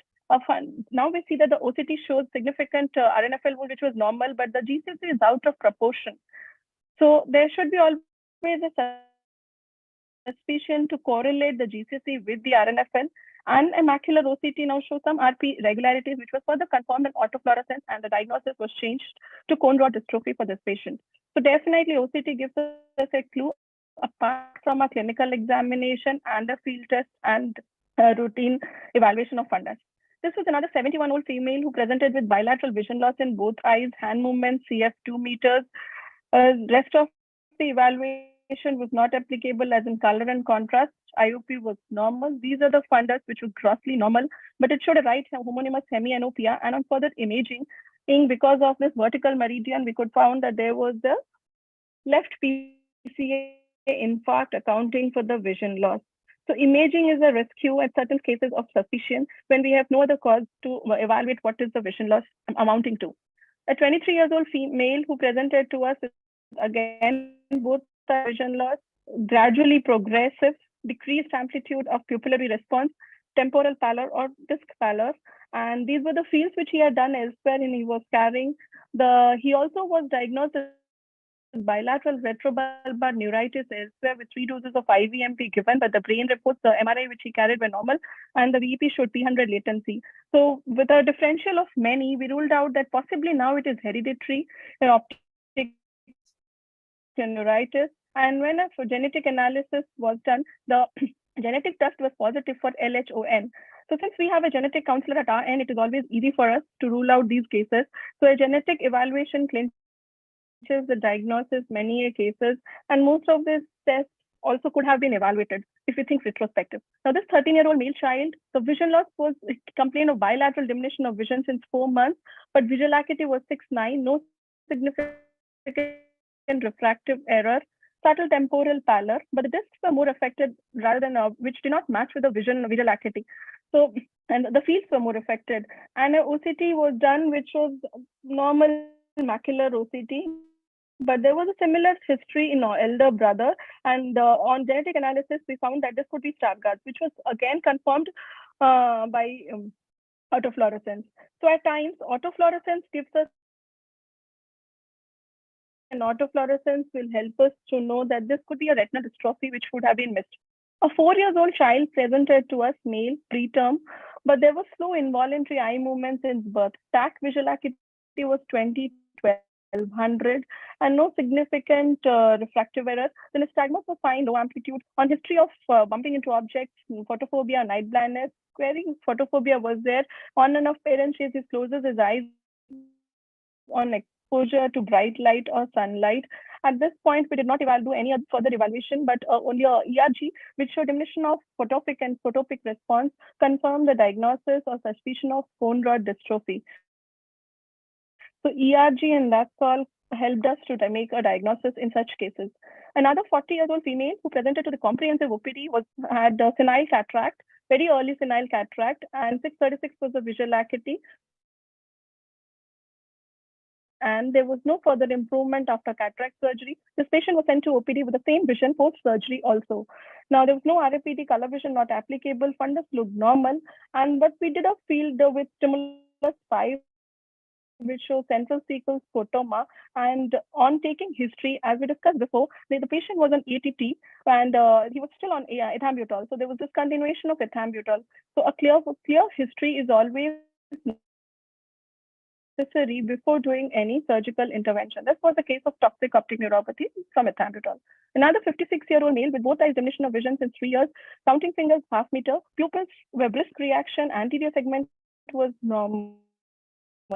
So before we evaluate, and since this person was 3 months and other tests could not be done, at that time we didn't, this was a patient who presented to us maybe 3-4 years before. We didn't do an OCT that time, but we were thinking what could be the cause, and for a long time it was considered to be malingering. Then a flash VEP was done, which showed delayed in P100, and based on this flash VEP response, we ordered a MRI which showed that there was a pituitary mass and was sent to neurosurgeon. So sometimes the flash VEP definitely rules out malingering. This is another 9-year-old female child who presented to us with inward deviation of eyes, blurring of vision, distance and near with binocular diplopia. Now, to remember the background history was she was an emetrope and school had changed strength. When we evaluated her, visual acuity was 20/100 and N24, large committant esotropia 35 to 80 prism diopters, variable myopia and retinoscopy of -4 to -5 with a lead of -4 diopters. Next, we evaluated her, we asked for an atropine. On atropine, she had no significant myopia. And so the cover test was still there. MRI also was normal. So now with this excessive convergence, esotropia, ocular pain with her, she was a case of accommodation spasm and we gave her atropine. So sometimes dynamic retinoscopy and cycloplegic refraction will help us. Ma'am, should I stop here? Yeah, yes. These were most of the cases. The other two were still unexplained. I would just show this last slide. This is again unexplained where we had vision loss, but we could not evaluate. So sometimes microtropia, CVI in older children with subnormal vision, cancer-associated and autoimmune retinopathy have also been reported. So recheck visual acuity, retinoscopy, and if mild vision loss changes, one should also evaluate for dry eye or ocular surface problem. Otherwise, the basic test which we know, but to learn or to pinch which test is appropriate for which case would help us evaluate an unexplained vision loss problem. Thank you. Thank you. Thank you very much, Dr. Savita. Wonderful set of cases, and it's just paucity of time. Otherwise, we would have heard it all. Thank you very much. We are not going to take questions for this session. This talk, we'll come back to it if we have time. We go on to our next speaker, Dr. Durga Priyadarshini, who's a senior consultant at Neuro Ophthalmology from Shankar Nethralaya, Chennai, and she's going to talk on optic neuritis in children and how is it different. On to you, Dr. Durga. Thank you, ma'am, for giving me this opportunity. Are my slides visible? Yeah.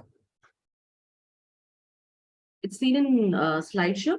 Yes. Yes. Okay, so my talk for today is pediatric optic neuritis. So I'll be covering the talk on the following headings, and let me start with a case. A 7-year-old female child came with a complaint of headache since a month. She gave a history of right-sided upper lid drooping associated with mild blurring of vision, both the eyes, for the past 20 days. And she gave a history of viral fever associated with vomiting a month back. She was diagnosed as a case of third nerve palsy with asymmetric pupils secondary to probable ADEM, and she had received IV steroids followed by oral taper with a pediatric neurologist. And she had felt some improvement in the ptosis post-treatment. Otherwise, the birth and development history was uneventful.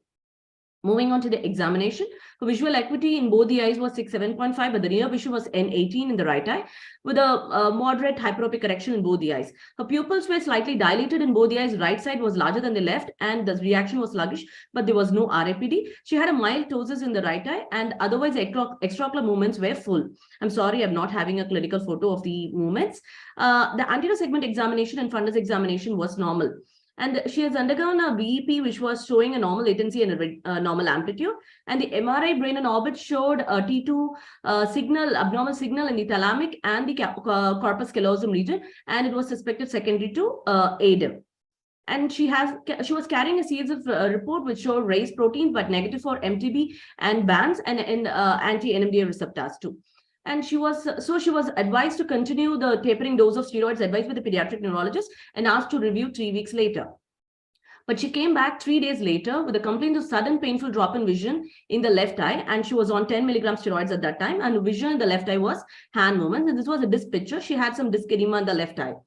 And she was also advised an MRI brain orbit, which showed T2 hyperintensity signal in the left eye, and the retrobulbar portion of the optic nerve was enhancing with a perioptic nerve sheath enhancement. And the spine screening was normal. So at this point of time, we diagnosed probably she was recovering from a third nerve paresis and developed an acute optic neuritis in the left eye. Whether secondary to ADEM or MS was little doubtful. She was advised IVIG followed by a course of oral steroids was also advised. At this point, she was also advised the sero markers, which showed NMO negative, but she turned out to be positive for MOG antibodies. In the follow-up, vision was improving. Vision was 6/9. Vision improved to 6/9 in both the eyes, the left eye, and the mild ptosis was still persisting. And this was a field in the by end of 3rd month and 6th month. At 6 months, she was having some persistent field defects in the left eye. The right eye fields was normal. A repeat antibody test was done at the middle of 3 months, which was negative, and she was put on oral steroids tapering dose. And by 6 months, she was 12.5 milligram alternate days, and also started on mycophenolate mofetil 500 milligram twice daily. So moving on to the talk for the day, optic neuritis is an inflammatory condition of the optic nerve. It is very well studied in the adults, and ONTD is a landmark study in optic neuritis in adults, as we all know. But pediatric optic neuritis has a very little prospective data and a weaker understanding, probably because of its rarity. If you see the annual incidence of pediatric optic neuritis is only 0.1 to 0.5, when compared to adult, it is 5 per 100,000 person years. But following the emergence of MOG antibody, there is a substantial increase in the studies in pediatric optic neuritis. How different is the adult pediatric optic neuritis when compared to adult? It's most commonly bilateral, and they are usually painless, and they can be associated with disc edema. Looking at the demographic, adolescent are usually is a common age group, and with a slight female preponderance, and non-white children are more commonly involved. But however, the visual outcome seems to be very good in pediatric optic neuritis. Looking at the different demyelinating conditions in pediatric optic neuritis, the association of MS and the likelihood of conversion to MS is lower in children when compared to adults. You see that 22 to 29% only develop in MS in children when compared to adults, which is 50% over 15 years. Few studies in pediatric optic neuritis reveal that the chance of developing MS is higher in older children, and if they had presented with white matter lesions on the MRI at the first visit. The clinical characteristics here are the RBN is a common presentation. CSF has oligoclonal bands, and they can have the characteristic white matter lesions on the initial MRI.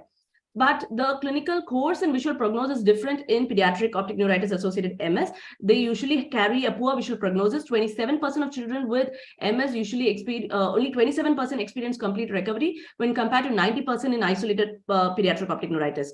And there is a high chance of relapses in pediatric onset MS. And there is also, in addition to it, they have failure of age expected brain growth and a cognitive impairment. And the risk of relapse is highest within the first 2 years. And they also noted to have irreversible disability occurring almost 10 years earlier than in adult MS. So exposure to the immunomodulators early, the early stage is a very protective factor against these relapses and worsening of the disability. Next, we have the NMO spectrum disorders. 60% of children with NMO spectrum disorder initially present with optic neuritis, and the red flags here are poor recovery post-treatment, bilateral involvement, or a long optic nerve segment involvement with absent brain lesion. MRI brain and spine screening is recommended in all these patients, and OCT can have severe and diffuse thinning in the RNFL and GCL layer. Testing for aquaporin antibody is very critical in such scenario because they are highly specific and sensitive. And always retest them if they're suspecting if they are in a typical case which are initially noted to be seronegative. With the recent interest in MOG antibody and pediatric optic neuritis, we see that they can present with different clinical phenotype, either like a monophasic ADEM or a multiphasic ADEM, optic neuritis, which could be isolated or relapsing ADEM followed by recurrent optic neuritis. And positive MOG antibody have been reported in 15 to 50% of pediatric cohort studies. And MOG-associated pediatric optic neuritis occurs in most commonly in conjunction with ADEM or as a relapse after an episode of ADEM, like in our patient. The proportion of MOG optic neuritis in children surpasses that of the NMO spectrum disorders, and we also see that MOG positive children are more younger than the NMO spectrum disorders. And in contrast to NMO spectrum disorder, association of autoimmune diseases noted to be very less in MOG associated diseases. Looking at the clinical characteristics, they are more commonly bilateral and they have a very good recovery. And mixed adult and pediatric studies have noted that disc edema is more prevalent, whereas in exclusive pediatric studies, which is not very prevalent, and MRI is showing longitudinal and extensive with perineural enhancement, and OCT has a lesser thinning when compared to NMO spectrum disorders. 1/3 of these patients are usually recurrent, and persistent MOG antibody positivity predicts a recurrence or relapsing course. MOG positive at the initial episode of optic neuritis in children has an added benefit that probably they are not going to be a non-MS, they're going to have a non-MS disease course. Moving on to the management, it is very similar to the adult, where we follow the acute management is IV methylprednisolone, 20 to 30 milligram for 3 to 5 days, followed by oral steroid, oral prednisolone in a tapering fashion over 1 to 4 weeks. And if they are not improving with steroids, 1 minute left. Contraindication, then we go on for plasma exchange or intravenous immunoglobulins. And pertaining to the maintenance therapy in MS, fingolimod, few randomized control trial in 2018 have noted that fingolimod is very effective in children, and a few other ongoing trial have noted that PEG interferon beta 1A and dimethyl fumarate and teriflunomide are very useful too. And few observational studies have noted that natalizumab and rituximab are also useful. In NMO spectrum disorder, Plex is more effective than IVIG, and if you're trying both, always plan Plex followed by IVIG because it can wash out the immunoglobulins. In immunosuppressants, immunosuppressant therapy, azathioprine, mycophenolate mofetil, and rituximab are being tried and effective in NMO spectrum disorder. Always avoid immunomodulated therapy in NMO spectrum disorder because they can worsen the disease. In the decision to commence immunotherapy in MOG-associated disease is very challenging because 70% of them can relapse post tapering of the oral steroids, and they can be considered based on the severity of initial attack, response to first-line therapy, and persistently raised MOG antibodies. And few studies have told that the annualized relapse rate can be reduced by keeping them on maintenance prednisolone, IVIG, rituximab, and mycophenolate mofetil. And an exclusive pediatric study have told that IVIG is the most effective in these patients. So to conclude, isolated monophasic forms of pediatric optic neuritis impart a very good prognosis, and distinguishing these patients with MS, aquaporin 4 positive NMO spectrum disorders, or MOG antibody diseases is very, very critical. The investigation should start from the OCT, contrast enhanced MRI, CSF for oligoclonal band, and a serology workup for NMO antibody and MOG antibody, helps in establishing the risk stratification, and a timely management with Plex or IVIG and a prolonged steroid therapy or chronic immunotherapy is very, very important in these patients. Thank you. Thank you very much. That was good. Very good, Dr. Durga. Then which is the more common form of optic neuritis in children? Is it the infectious one or is it the anti-MOG one? Nowadays, we see that MOG antibody has been positive in these patients, but more commonly. Murli, any question before we go on to our next speaker? Murli, we don't have time. Murli, are you connected? Okay, we shall now go on to our next speaker. Connected, ma'am. Yeah, you have any question? I would like Yeah, I just wanted to ask Dr. Durga, like how often do you repeat these antibody testing? Like you said that persistent MOG antibody is a poor prognosis, and then that if they initially test NMO negative, then you check for NMO positivity at later date. So how often do you do that? Sir, if there is a relapse, we repeat, sir. And if they are probably not improving or they're having persistent defect, then we consider repeating the antibody test, even if they are turned out negative initially. And we also see that post IV steroids or post treatment, if we do the serum markers, many of them might be negative too.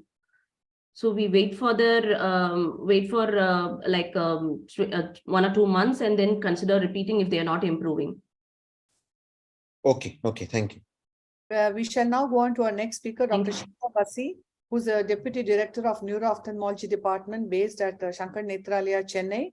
And she is going to talk to us another very important topic, OCT and OCT angio in Neuro Ophthalmology.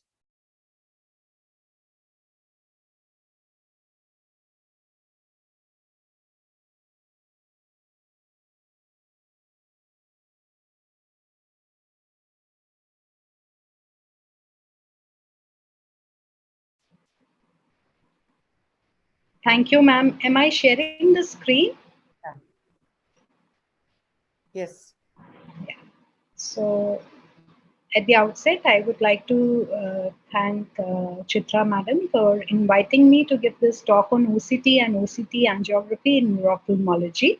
I will not be going into the basics of OCT or the protocols, what protocols are used, but I would like to share as many clinical cases from neuro-ophthalmology where the OCT can be used as an adjunct. So congenital optic, starting with basics, that is congenital optic disc anomalies.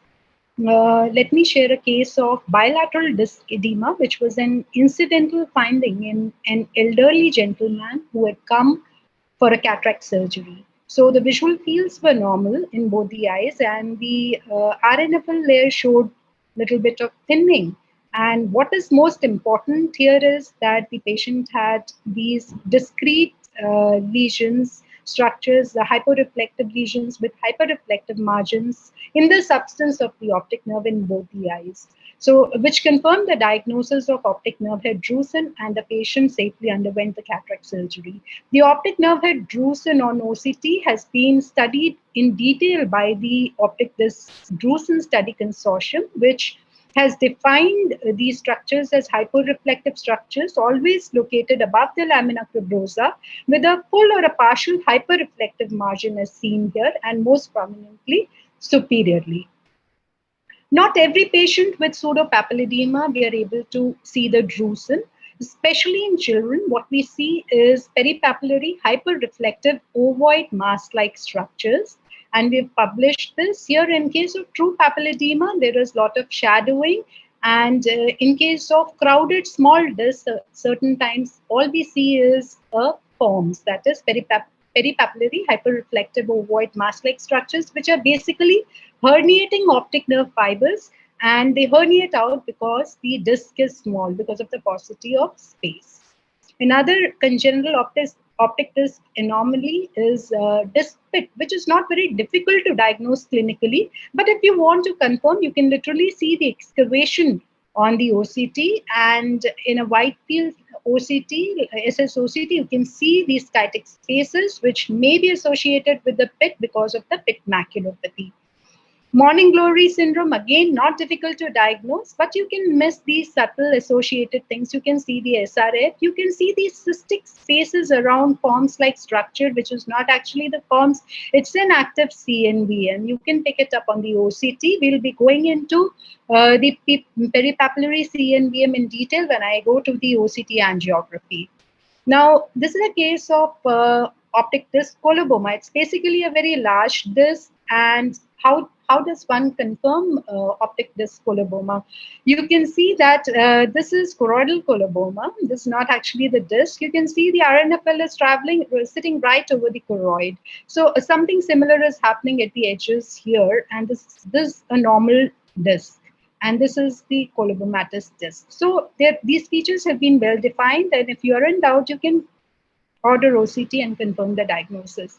This is a patient with coloboma with a disc pit. So these are very subtle things. If you can diagnose clinically, well and good, but you can confirm by doing OCT. In case of hypoplastic disc, the disc size can be quantified on the OCT. You can see the RNFL thinning in 2 or 3 quadrants, and again confirm the diagnosis.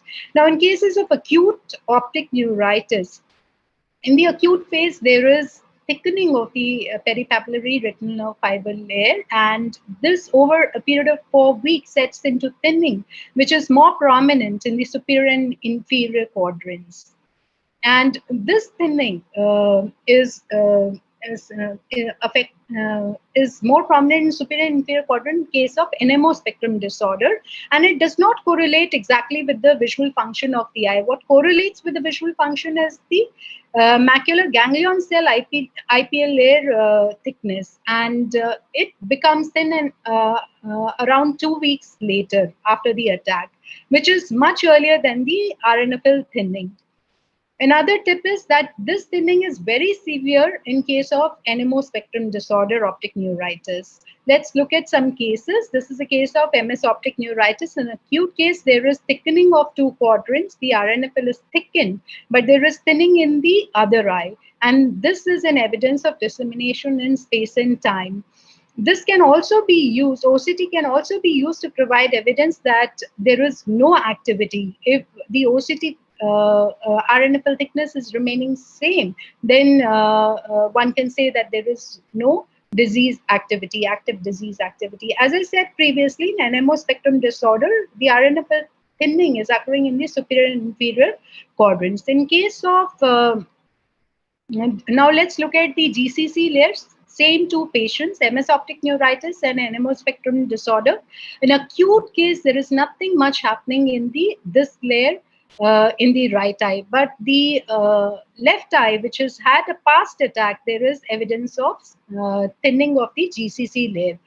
And in NMO spectrum disorder, optic neuritis, there is severe thinning afflicting all the sectors. In severe cases of optic neuritis, be it NMO spectrum disorder or MS optic neuritis, there can be associated microcystic macular changes. And this is because of the retrograde axonal degeneration and loss of retinal Muller cells. Now, another important thing is that in case of multiple sclerosis, even if the patient has not had an attack of optic neuritis, there will be peripapillary retinal nerve fiber layer thinning, which is very much similar to that of Alzheimer's and Parkinson's, all the degenerative brain diseases. But in case of NMO spectrum disorder, this thinning is attack related, not progressive like multiple sclerosis. Can RNFL thickness be used to diagnose the tumors? Let's look at this example. Here, the RNFL thickness is almost normal in one eye, and visual fields giving much more information. So obviously, it's not that reliable. Fields more important, but GCC layer thickness is very much similar to that of the visual fields. Here, you can see it's correlating very well with the visual fields. The left eye is completely gone, and here a hemi GCC loss is seen like a hemianopic defect. So patients where it cannot be, they cannot do visual fields, GCC can be used to monitor these patients of brain tumors. So we can prognosticate the visual outcome after the neurosurgery. In cases of ischemic optic neuropathy, the cupless disc can be seen, and presence of subfoveal fluid can be picked up, which can tell us that the patient will eventually regain vision once this fluid is absorbed. Now, I'm not going into the details of ischemic optic neuropathy. I would like to cover a little bit of OCT angiography. So in OCT angiography, what we are able to see is the peripapillary radial capillary network and also the choriocapillaries. But the disc edema is something which, makes it difficult to visualize this layer. I would like to share one case of chronic uveitis with disc edema and hemorrhage. This patient had chronic uveitis, diabetic, proliferative diabetic retinopathy, and patient was referred to me for disc edema and this little bit of hemorrhage, but there's not in the visual fields a little bit of enlargement of the blind spot, and this is what the patient had. So this lady had a active peripapillary CNVM, which could be diagnosed easily because of the OCT angiography. Similarly, this gentleman, he presented to us with optic disc drusen's, which could be seen, but there was again this macular scarring. Then the visual field is poor because of the optic disc drusen associated RNFL thinning. But again, OCT angiography could pick up the peripapillary CNVM. So this is how I use OCT angiography in the neuro ophthalmology practice. This is a very beautiful paper. Yeah, just want to sum it up with this very beautiful paper regarding the use of OCT angiography in ischemic optic neuropathy, papillitis, and papilledema. And the paper says that in ischemic optic neuropathy, there is an area of vascular dropout which can be seen, vascular tortuosity can be seen, and severe disappearance of the peripapillary regular pattern is seen. In case of papillitis, there's no vascular dropout, radial distribution of the peripapillary capillaries remains preserved, and there's moderate alteration of the peripapillary regular pattern. Whereas in case of papilledema, you see a tangled ball of vessels and there's no vascular dropout. So with that, I'll conclude. Thank you, Dr. Shikha. There was a wonderful talk and so much of learning, and all my questions got answered. And we are to take Murli, any question from you, or do we go on? Murli, unmute yourself. I have a question on OCT angiography. So in the acute stage of ischemic optic neuropathy, usually there will be some edema. So do we wait for some time before doing the OCT angiography, or would you recommend a serial OCT angiography? What do you do in your clinical practice? Yeah, that's what Murli. I've just shared the paper. I have OCT angiography in my clinical practice. I'm not using it for ischemic optic neuropathy as yet. I've just shared that paper for this very reason that in acute cases the segmentation becomes very difficult. The optometrists who do we've tried it because of the disc edema. Even if they manually try to do the segmentation, it's very difficult to do it. And then if you don't do the segmentation properly, you're not going to pick up the capillary dropout area. So it needs to be done. I agree that in case of acute disc edema, it becomes difficult. Yeah, in later stages, definitely. But then if you have to plan your treatment, it's most important that you diagnose the condition in acute situation. Thank you. Thank you, Dr. Shekha. We go on to our next speaker, Dr. Mahesh Kumar, who's again from heads Arvind Eye Care Systems from Madurai, and he's going to talk on neuro-ophthalmic manifestations of HIV infection, and I'm really looking forward to hearing from you.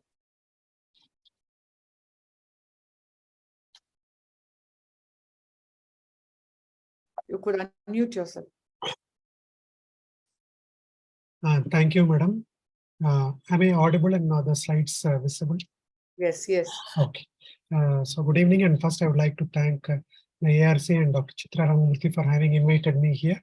And the topic given is neuro-ophthalmic manifestations of HIV infections.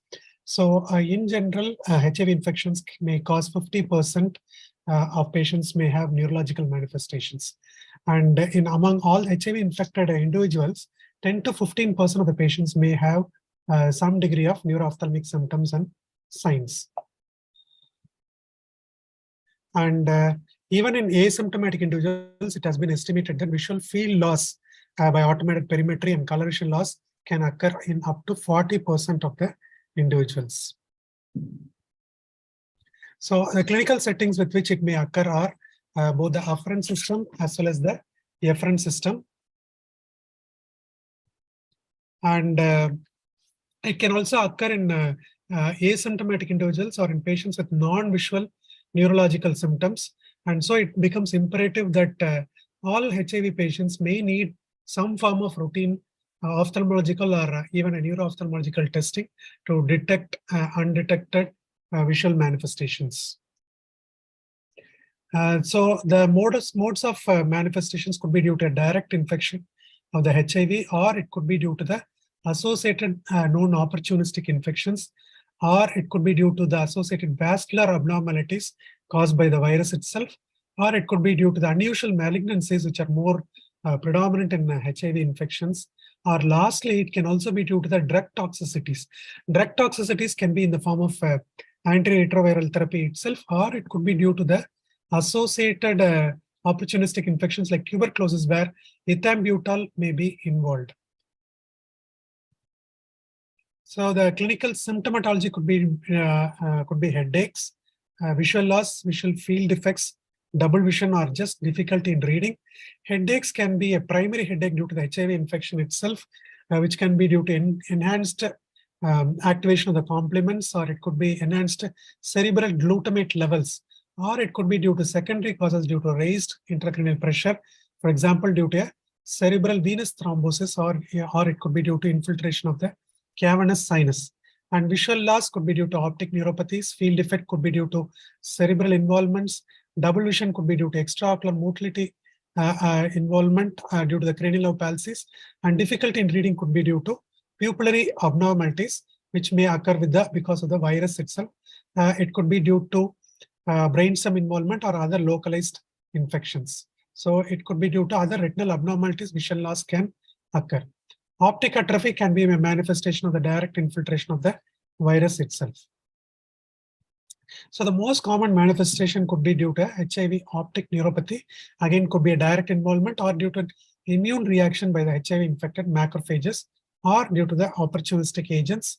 The manifestations could be optic perineuritis, papillitis, or erythroblast neuritis, or it could be secondary to papilledema due to raised intracranial pressure. So it could be the optic neuritis or anterior ischemic optic neuritis, optic neuropathy. And since the virus has got a predilection for the CNS, as it's a neurotropic virus, it can have a direct effect on the retinal ganglion cells and axons. So Nancy Newman and Simmons Lessel have described two cases which were cured only by the antiviral therapy in one case, and one case by corticosteroid therapy, indicating that it could both be the result of the direct infiltration as well as due to an immune reaction. Other opportunistic infections could be due to secondary to viral infection, the most common being a CMV infection, which is one of the leading cause of blindness in AIDS patients.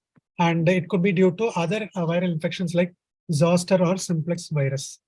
So among the fungal lesions, Cryptococcus is one of the most common infections which can be due to a direct involvement. The other one being an Aspergillus infection, and Cryptococcus is one of the most common CNS manifestations involvement in AIDS patients. Secondary syphilis can present as optic perineuritis, papillitis, or retrobulbar neuritis. It can occur in the secondary stage of syphilis, and rarely the bilateral involvement can be in the late secondary stages, and antibiotics may need to be instituted. Syphilis also can cause a tertiary, in the neurosyphilis stage, it can also lead to Argyll-Robertson pupils causing light near dissociation. So tuberculosis is another opportunistic infections which can start with a hematogenous spread. It can be in the choroidal, start as a choroidal tubercles, and later it can spread to the optic nerve. It can be in the form of optic nerve tubercle associated with adjacent choroiditis as well as a neuroretinitis. Pupil involvement can be due to infiltrative lesions of the brainstem, causing light near dissociation and anisocoria. And researchers have found abnormal pupil cycle time, and it has been postulated that the virus can cause an autonomic dysfunction causing pupillary abnormalities. Sympathetic palsies can occur due to lesions of infiltration anywhere along the sympathetic pathway. Argyll-Robertson pupil, as discussed, can occur in neurosyphilis, and it can lead to a small pupils with a light near dissociation. The differential being a large pupil with a light near dissociation as in a dorsal midbrain syndrome, which was a case which was shown by Dr. Daniel Gold in the first presentation. Again, Dr. Dan Gold had shown about abnormal saccadic movements. Abnormal saccades and smooth pursuits can occur in HIV dementia. So long-term HIV infections can lead to dementia, and it can manifest as abnormal saccades and smooth pursuits. The differential diagnosis in a non-HIV infection can be, as shown by Dr. Gold, it can be in a case of a progressive supranuclear palsy, PSPs, and Alzheimer's disease. And cranial palsies also can lead to eye movement abnormalities as well as double visions. Sixth and third nerve palsies are one of the most common due to opportunistic infections. And raised intracranial pressure, as we have seen, can cause a sixth nerve palsy as a false localizing sign, leading to diplopias and 1 minute left. eye movements. Yes, cavernous sinus infiltration can cause third and sixth nerve palsies, which are common manifestations of HIV infections. So, in summary, HIV infection can cause both afferent as well as efferent pathway disorders. It can be due to direct HIV infections, or it can be due to the ubiquitous opportunistic infections, or it could be due to the abnormal malignancies, which are common, most commonly Hodgkin's as well as non-Hodgkin's lymphomas. And these Hodgkin's lymphomas can infiltrate the orbits, leading to a variety of neuro-ophthalmic manifestations. And a careful history and evaluation and treatment plan can elicit a good management. This thing. Do not forget the drug toxicities. Tenofovir has been shown to cause optic neuropathies, unexplained vision loss, and many of these patients, remember, they can also have tuberculosis and coexistent ethambutyl toxicity. Conversely, TB patients should also be asked about a HIV history so that coexistent infection is ruled out. Thank you very much for it. Kind attention. Thank you, Dr. Mahesh. That was a very thorough talk. I think paucity of time, we have to move on to our next speaker. There's an amazing talk it was. We now have Dr. Prem Subramaniam. I've already introduced you, doctor, and he's going to be talking to us on hereditary optic neuropathies. On to you.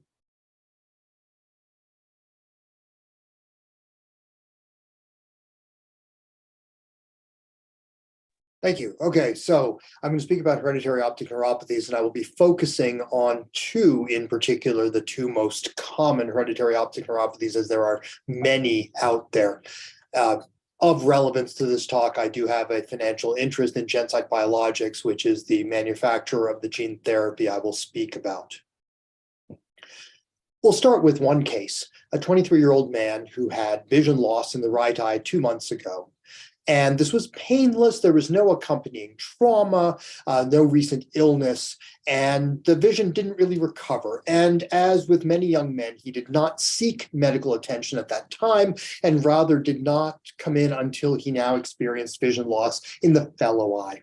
And on examination, he has visual acuity of 660 in both eyes. He has poor color vision. There's no relative afferent pupillary defect, and he has brisk pupils bilaterally, and his anterior segment is normal. And I should also mention that he has no other relevant medical history. And on fundus exam, these were his optic nerves. And at first glance, they appear somewhat normal, although if we look at the left optic nerve, there is slight hyperemia and the characteristic pseudo-disc edema that is often seen in patients with this disorder. And so again, you know, this is a talk on hereditary optic neuropathies. You see a patient who has this pseudo-disc edema. He's a young man. He's had sequential painless vision loss, and his pupils are briskly reactive.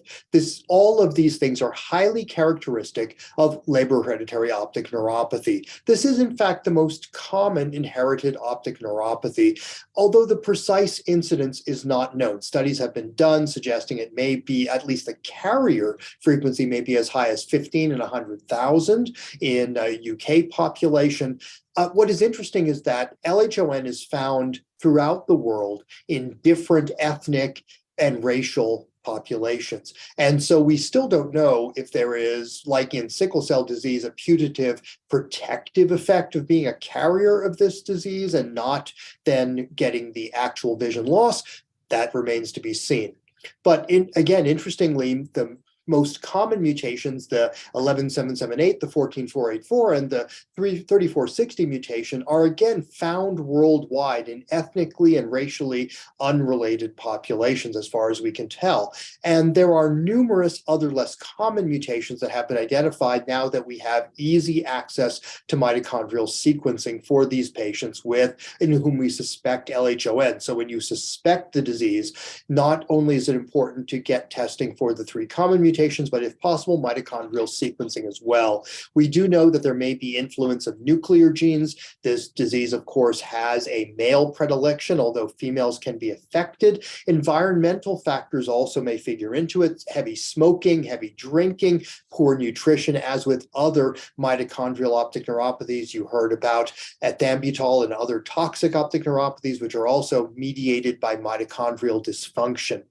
And women, when they are affected, are typically affected later in life. Men usually in their early 20s or late teens, women in their 40s or 50s, perhaps related to a drop in estrogen as they approach the menopausal age. And the natural history of this disease, regardless of mutation, is that there is onset, progression usually over days, weeks, or months to a nadir, and then some degree of recovery, often 1 year or more out, with recovery spontaneously in the 14484 mutation to be most common, but there are other less commonly identified mutations also that may show spontaneous improvement. Now, there is no definitive treatment for this disease.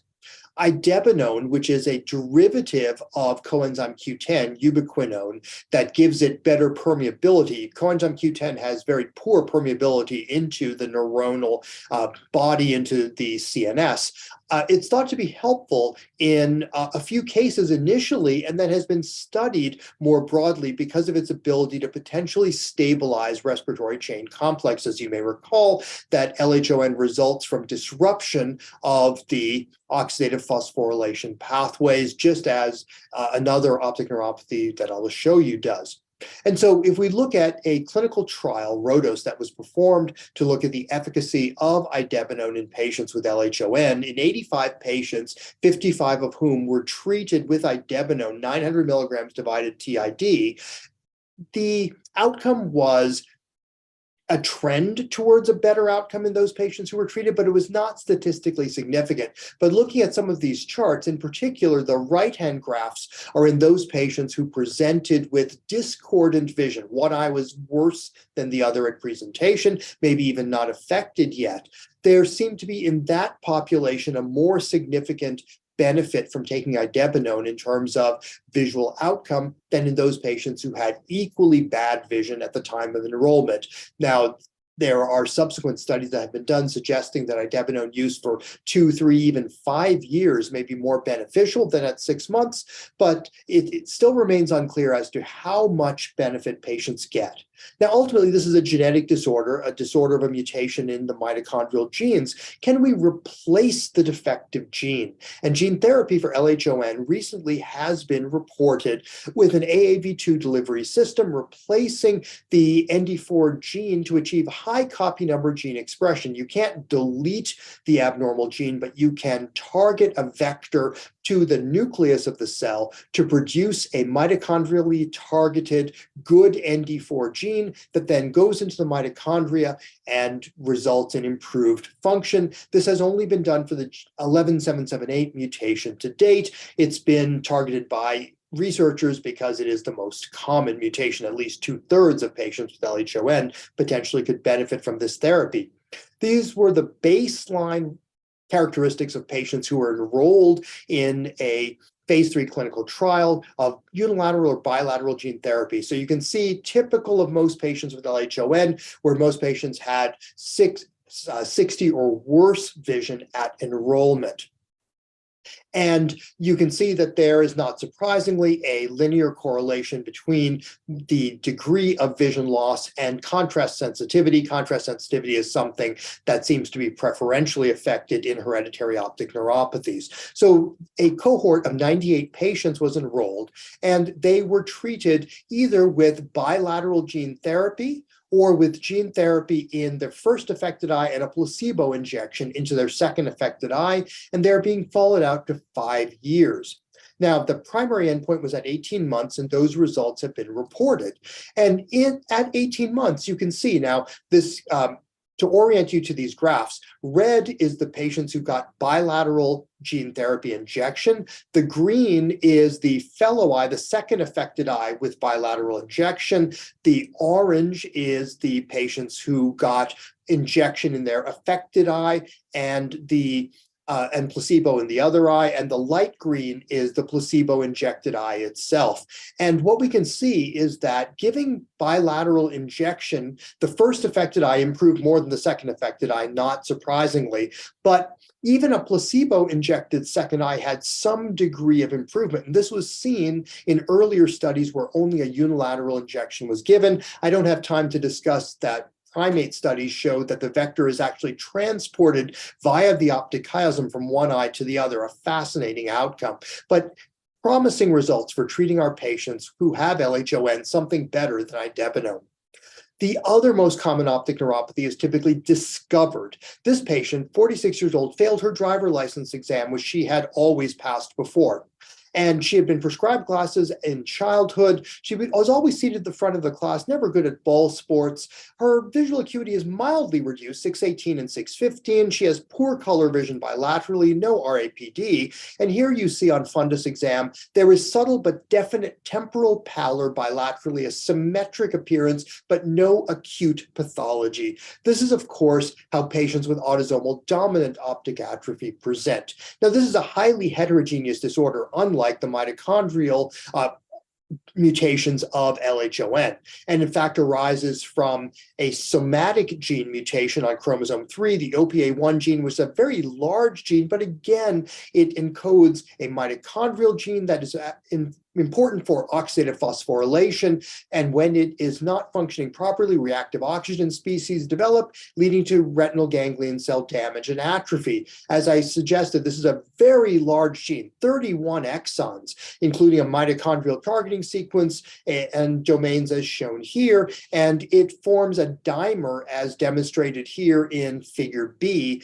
that is then on the surface of the mitochondria and is involved again in oxidative phosphorylation. Dysfunction of this gene, unlike in LHON, again, doesn't cause sudden vision loss, but results in a gradual dysfunction. But what's more important is that at least a third of patients with autosomal dominant optic atrophy may have ADOA plus, where they can have cardiac or skeletal muscle or other problems. And it is interesting that the mutation that causes classic ADOA is a deletion rather than missense mutations with ADOA plus, indicating something to us about how the dysfunction affects different parts of the body. And mutations in certain regions of the gene are more likely to cause multiple systemic manifestations of disease. And it is more likely in patients where they inherit it from the maternal side that they are going to have these systemic manifestations. So it is critical that we look for things like pigmentary retinopathy, cardiac conduction defects, because cardiac conduction defects can kill our patients. Decreased vision, of course, is a hindrance, but we want to recognize these other life-threatening disorders as well in these patients. So in conclusion, inherited optic neuropathies may present or be discovered. Toxic and nutritional optic neuropathies also result from mitochondrial dysfunction, and we can learn a lot about hereditary optic neuropathies from those diseases as well. The spectrum of mitochondrial disease continues to grow, and treatment strategies are evolving. Thank you for your attention. Thank you very much. That was a brilliant talk, Dr. Subramaniam. Would you consider an autosomal dominant optic atrophy in normal parents? Yes, because many patients can be asymptomatic. At least a quarter of patients don't have symptomatic vision loss. So if you examine the parents, you may see that they have some temporal pallor. It may be subtle, but absolutely it can be manifest in a child who has relatively asymptomatic parents. Murli, any question to other expert panel? Yeah, I have a question, Dr. Prem. In Leber's hereditary optic neuropathy, is it always a sequential vision loss? I mean, sometimes we find that both eyes are already into optic atrophy, and when we test, we get the LHON mutation positive. So is it always a sequential vision loss, or could it be something atypical like a simultaneous or Absolutely can be simultaneous. It at least 20% of patients may present simultaneously. Thank you. We shall go on to our next speaker, Dr. Vivek Varkad, who is a senior consultant neuro-ophthalmologist from LV Prasad Institute based at Bhubaneswar, and he's going to be talking on another interesting topic, intelligent diplopia management in cranial nerve palsies. On to you, Dr. Vivek.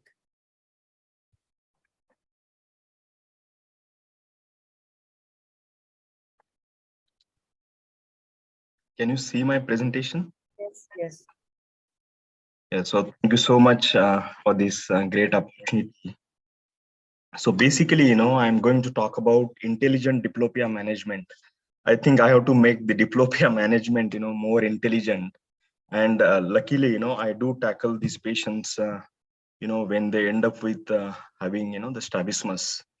So basically, history is most important. What is the onset and progression? As we all know, during our fellowship and residency, we have been taught always look for, the other examination finding like variability with head posture.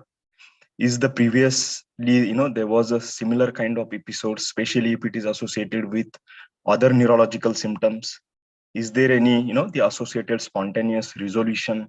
And the most important thing is what is the associated history? So is it associated with trauma, neurological signs and symptoms, or any past medical history? So having said that, like if you actually start to evaluate, these patients with double vision, does covering either eye make the diplopia disappear? So that you need to actually, rule out the monocular diplopia. Is the second eye or the second object is being displaced horizontally or vertically or obliquely?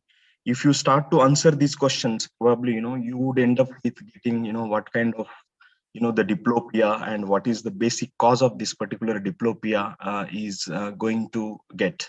So if you see this simple example, like 56-year-old gentleman who is complaining of double vision, which is sudden onset for 4 days. So you ask this question, does covering either eye make the diplopia disappear? Yes.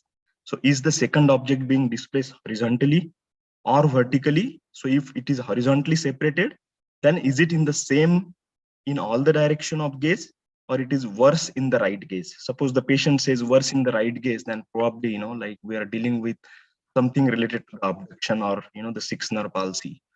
So that is how it is very important to understand that, the binocular diplopia is secondary to a neuropathy, myopathy, or neuromuscular junction disorders like, the ocular myasthenia.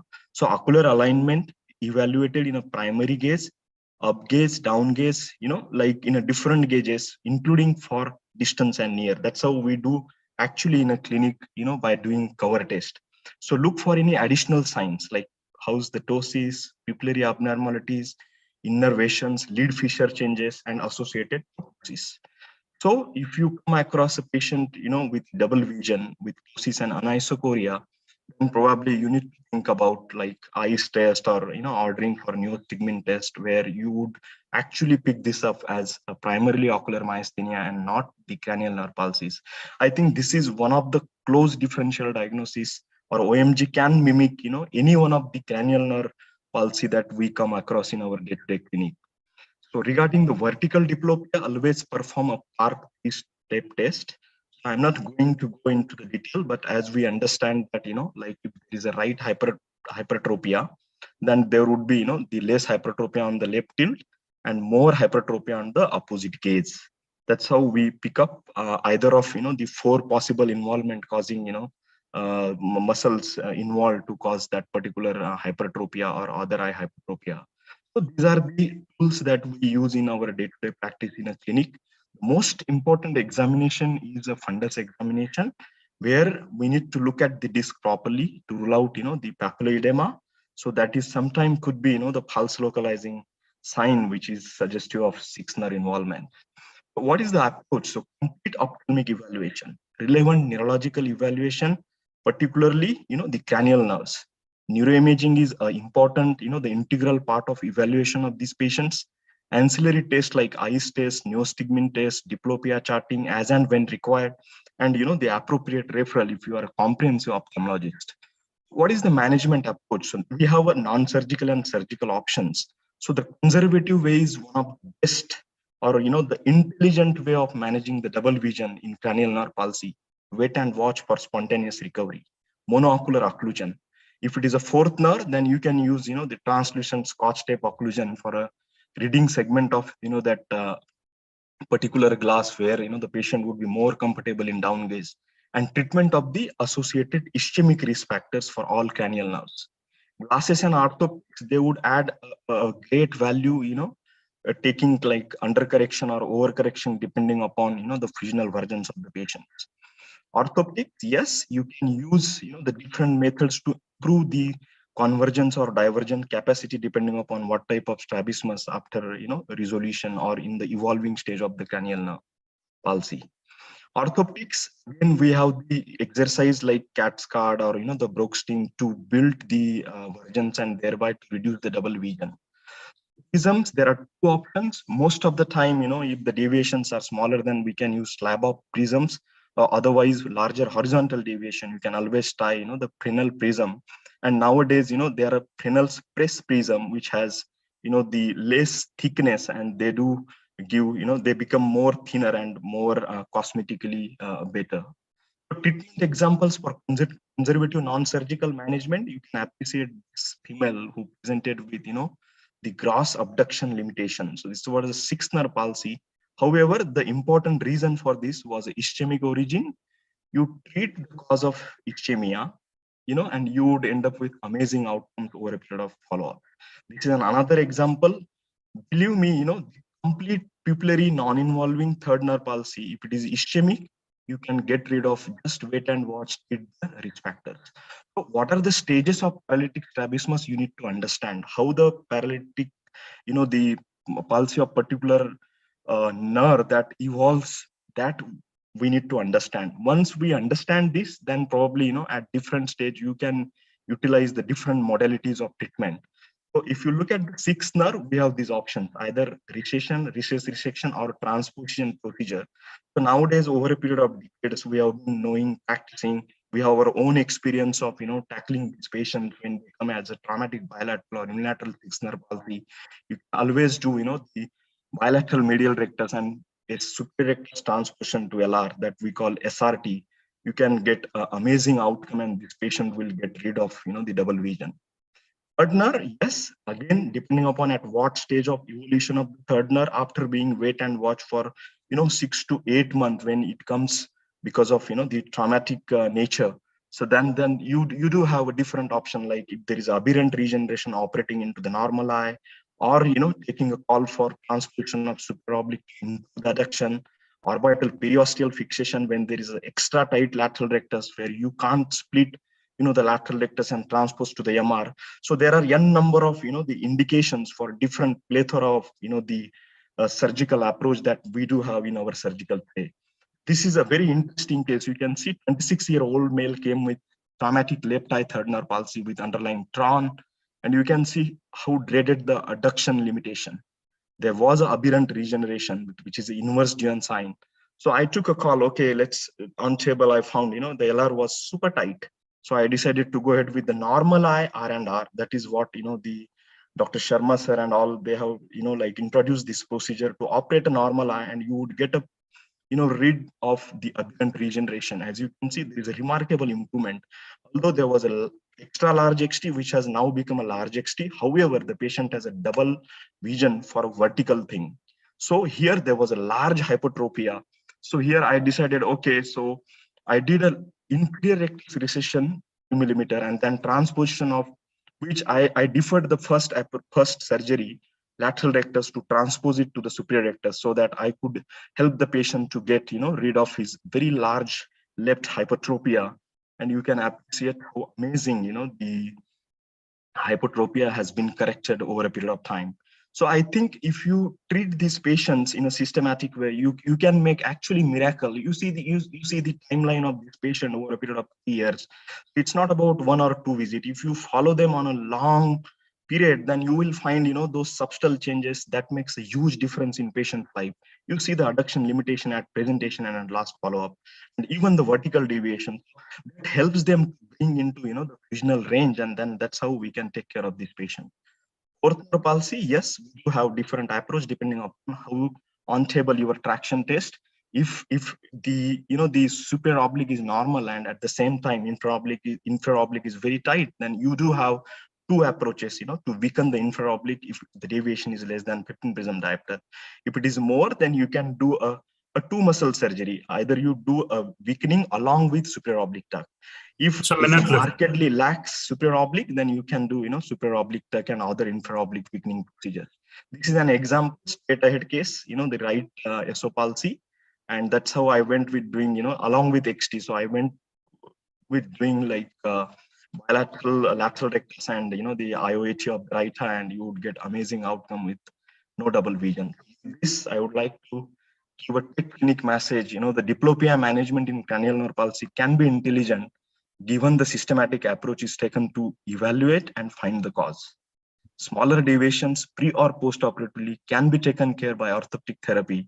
Strabismus surgery is recommended for larger deviations, and wait and watch is the best strategy in the initial phase of evolution of cranial nerve palsy. Thank you very much.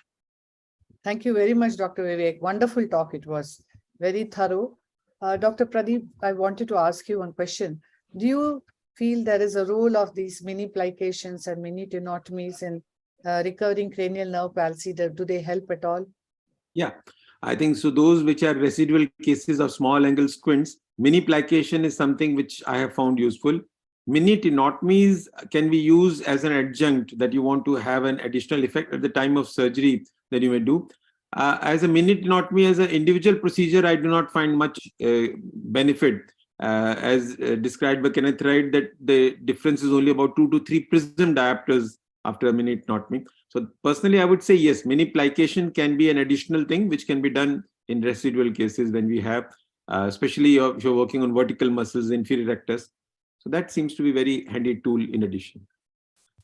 Dr. Murli, can you take a question before we go on to our next speaker? Dr. Yeah, Vivek? I think Dr. Ambika had a question about, the Botox. So, there is a lot of debate about use of Botox. So I had left this practicing Botox in my practice almost 5 years back when I see, it's just kind of extra economical burden when we know that, the natural history of the disease is going to get, I was shown those 2 cases where it's a complete third nerve and, the sixth nerve. So if you wait and watch with the aggressive treatment of, the risk factors, you would get up with. Traumatic, yes, in early phase, people says, there is a kind of, the tightness of the recti and then, but it doesn't matter actually, it would alter just 1 or 2 millimeter of your on-table dosing of the recti muscles. Thank you. Yeah, Dr. Vivek, you mentioned the case of third nerve palsy with a super tight lateral rectus. But lateral you only transpose to the superior rectus. So how did the adduction recover? No, that I did the second procedure. So in the first procedure, I had that plan, but it was very tight. So I deferred doing, the Y splitting of LR to MR. So I decided, okay, anyway, the patient has aberrant regeneration. So I did a normal eye R&R. So I left that plan for the next step. So I did a three but times FDT the is surgery. positive. You are not supposed to transpose to MR, no? No, over a period of time, that has become kind of better when I operated, maybe because of, the fixation duress that has been created by the other eye R&R surgery. So mildly positive, Murli, you can use for nasal transposition still. And but other thing which you always need to remember that you need to do a post-operative FDT to ensure that the LR has been free.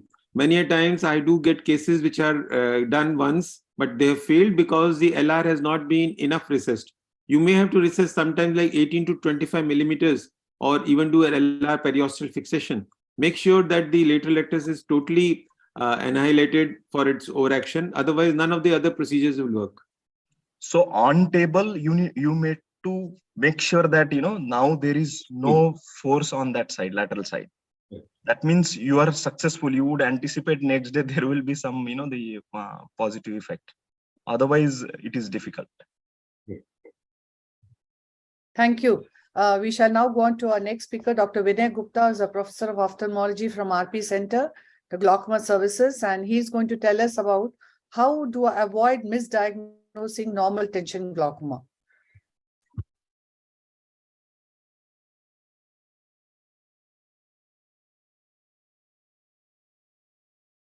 Yes, doctor, can you unmute yourself? So I hope my screen is visible, and can you see my screen? Yeah, Yes. but you need to do on the presentation mode, full. Yeah. Play. Yeah. That's right. Okay, carry on. So thank you, Dr. Chitra, for this invitation. I think it's important to have glaucoma when you're dealing with neuro-ophthalmology because a lot of these cases actually get misdiagnosed, and I will show you how. But at the same time, I would like to say that since we do not have a clear definition at present of what is normal tension glaucoma, so therefore it is really not very surprising that you tend to misdiagnose some of these cases. In fact, the way we diagnose normal tension glaucoma is that it is a glaucomatous optic neuropathy in the presence of open angles and normal intraocular pressures. So classically, how we distinguish a glaucomatous optic neuropathy from a non-glaucomatous optic neuropathy. The classical signs are that a non-glaucomatous optic neuropathy would generally have a very severe visual field loss, which will happen early in the course of the disease. And you can classically see an area of pallor, which is more temporal, and it is associated with a centrocecal scotoma, which is generally has a poor correlation with the amount of the cupping or the amount of pallor sometimes. So therefore, this is what is classically taught. However, I will take you to scenarios where patients presented with what looked like a glaucomatous optic neuropathy, but turned out to be a neurological cause. So in this particular case, you can see that there is a very large cup disc ratio in this gentleman who presented with normal intraocular pressures, but you can see that there is some thinning of the neuroretinal rim here. Now, this patient was started on treatment for glaucoma, but what you can see apart from that is that there was a scotoma which corresponded to that area of thin neuroretinal rim. So now that it was not progressing, so we ordered an MRI, and the MRI showed that there was a gliosis which he had previously at some point of time, and this was manifesting as a scotoma. So therefore, here we could rule out this patient as having glaucoma primarily by doing a neuroimaging. But there are other cases where the diagnosis could be even more perplexing. And you can see here a young girl who was, a young boy who was brought here with advanced glaucomatous optic neuropathy, which you can see hardly any neuroretinal rim left in him. And he again was diagnosed as a normal tension glaucoma. He was started on medical therapy for glaucoma. He had low teens.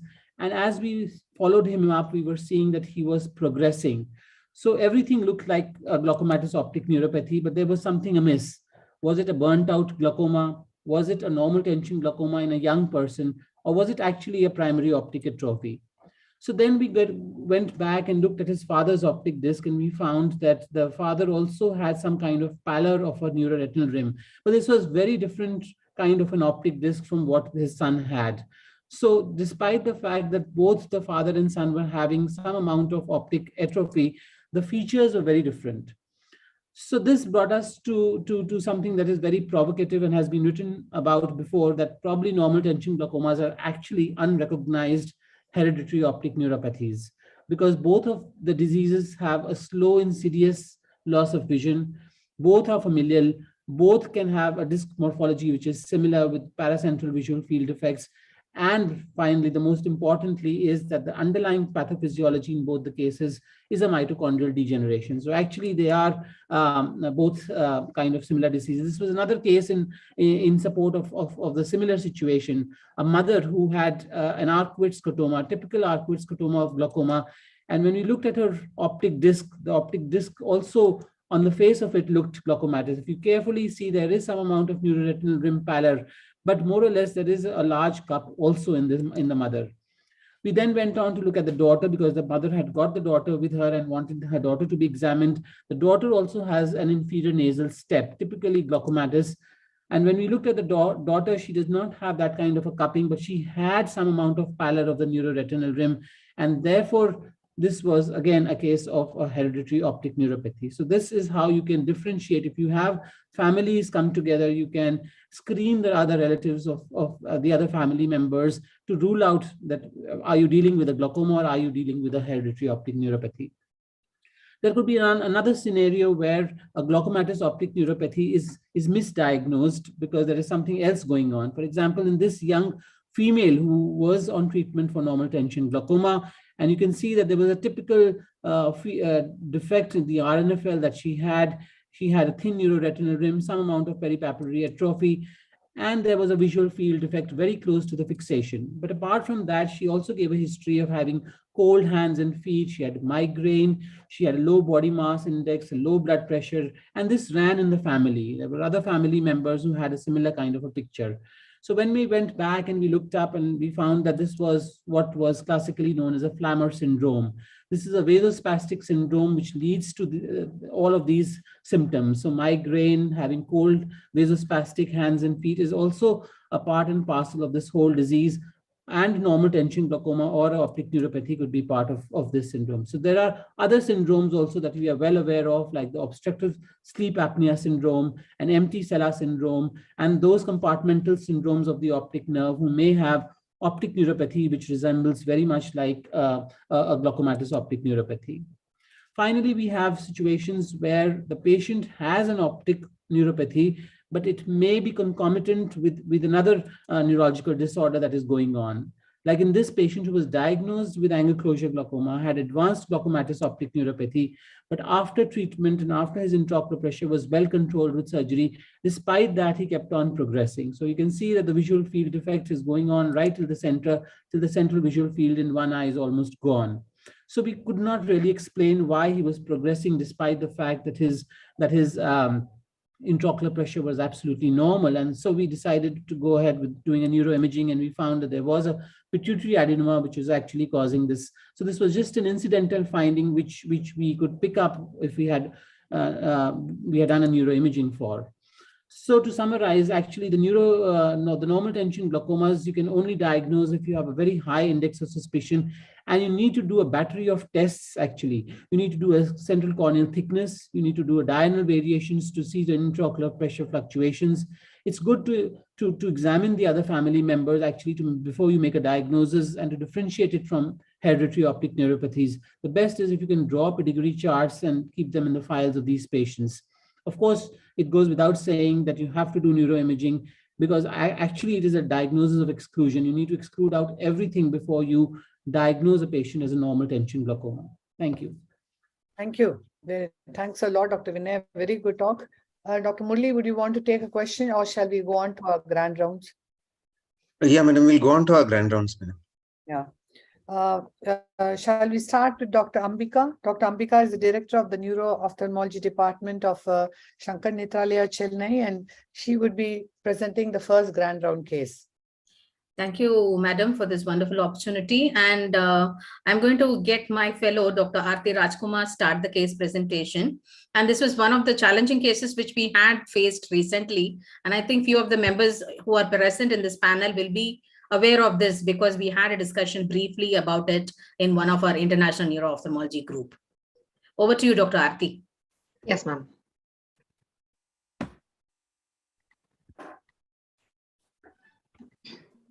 Is my screen visible, ma'am? Yeah. Visible. Okay. Good evening to one and all present here. Today, I'm Dr. Aarti Rajkumar, and I'll be presenting a grand round case. A 34-year-old female anesthetist came with complaints of sudden onset headache since 1 month and a history of tinnitus. There was no history of nausea, vomiting, double vision, or pain on eye movements. She was consulted elsewhere and was diagnosed with bilateral disc edema and was started on Diamox 500 milligram thrice a day on the advice of a neurologist. In her past history, she has a history of total thyroidectomy done for suspected papillary carcinoma, but the final histopathological report revealed multinodular goiter, and the PET scan showed no nodes. She also has a history of weight gain and was on oral contraceptive pills 3 years ago, but is currently not taking them. On ocular examination, her pupils were around regular, reacting to light. There was no REPD. Extraocular movements were full, and slit lamp examination was normal. Her visual acuity was 6/5 for distant vision in both eyes, and near vision was N6, and color vision was normal. The first visit, the fundus photo, which was taken elsewhere, showed bilateral disc edema with a few peripapillary hemorrhages in the right eye. And the Humphrey visual fields done for both eyes showed an enlarged blind spot. The OCT RNFL analysis showed RNFL thickening in both eyes and GCC loss in both eyes. She presented to us again at 1 week, and she was on bisolone, topiramate, and Diamox. She was advised to continue the oral steroid taper and hike up Diamox to 1 gram per day. PET scan, which was also done, showed no metabolically active disease anywhere in the body, and there was no evidence of neuroparenchymal or leptomeningeal enhancement. A repeat disc photo was taken, showed bilateral disc edema, which was stable in the right eye, but more in the left eye. And repeat visual fields also showed the enlarged blind spot. RNFL and GCC analysis was also repeated, which showed more thickening of the RNFL layer in the left eye compared to the right, and GCC loss in both eyes. At 4 weeks, the patient came with sudden onset worsening of vision in the left eye. She was on bisolone, topiramate, and Diamox, and Brevipil. Her left eye vision had dropped from 6/5 to 6/24, and near vision was normal. Her color vision had also dropped to 1/21. There was also a history in reduction of steroid dose, following which the patient was noticed to have a drop in vision. On ocular examination, her pupils, the right eye was normal, the left eye showed a sluggish reaction to light, and RAPD was present. Extraocular movement, there was a slight abduction limitation in the left eye. Fundus photo in the both eyes showed again bilateral disc edema, which was more severe in the left eye, and the Humphrey visual field analysis in the left eye showed constriction of the visual field. At 6 weeks, the patient presented to us and she had no history of headache or vomiting and was on treatment with Visalone and Diamox.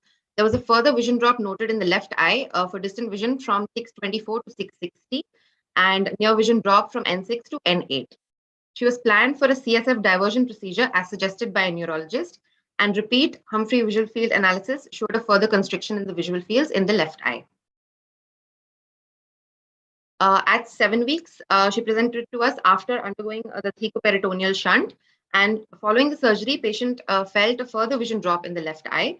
The distant vision visual acuity was still 6/60, but the near vision had further dropped to N36. There was also a significant drop in the color vision in the left eye. Following this, the patient was started on IVMP pulse therapy, and currently she is taking Diamox 500 milligrams twice a day and Visalone 30 milligrams.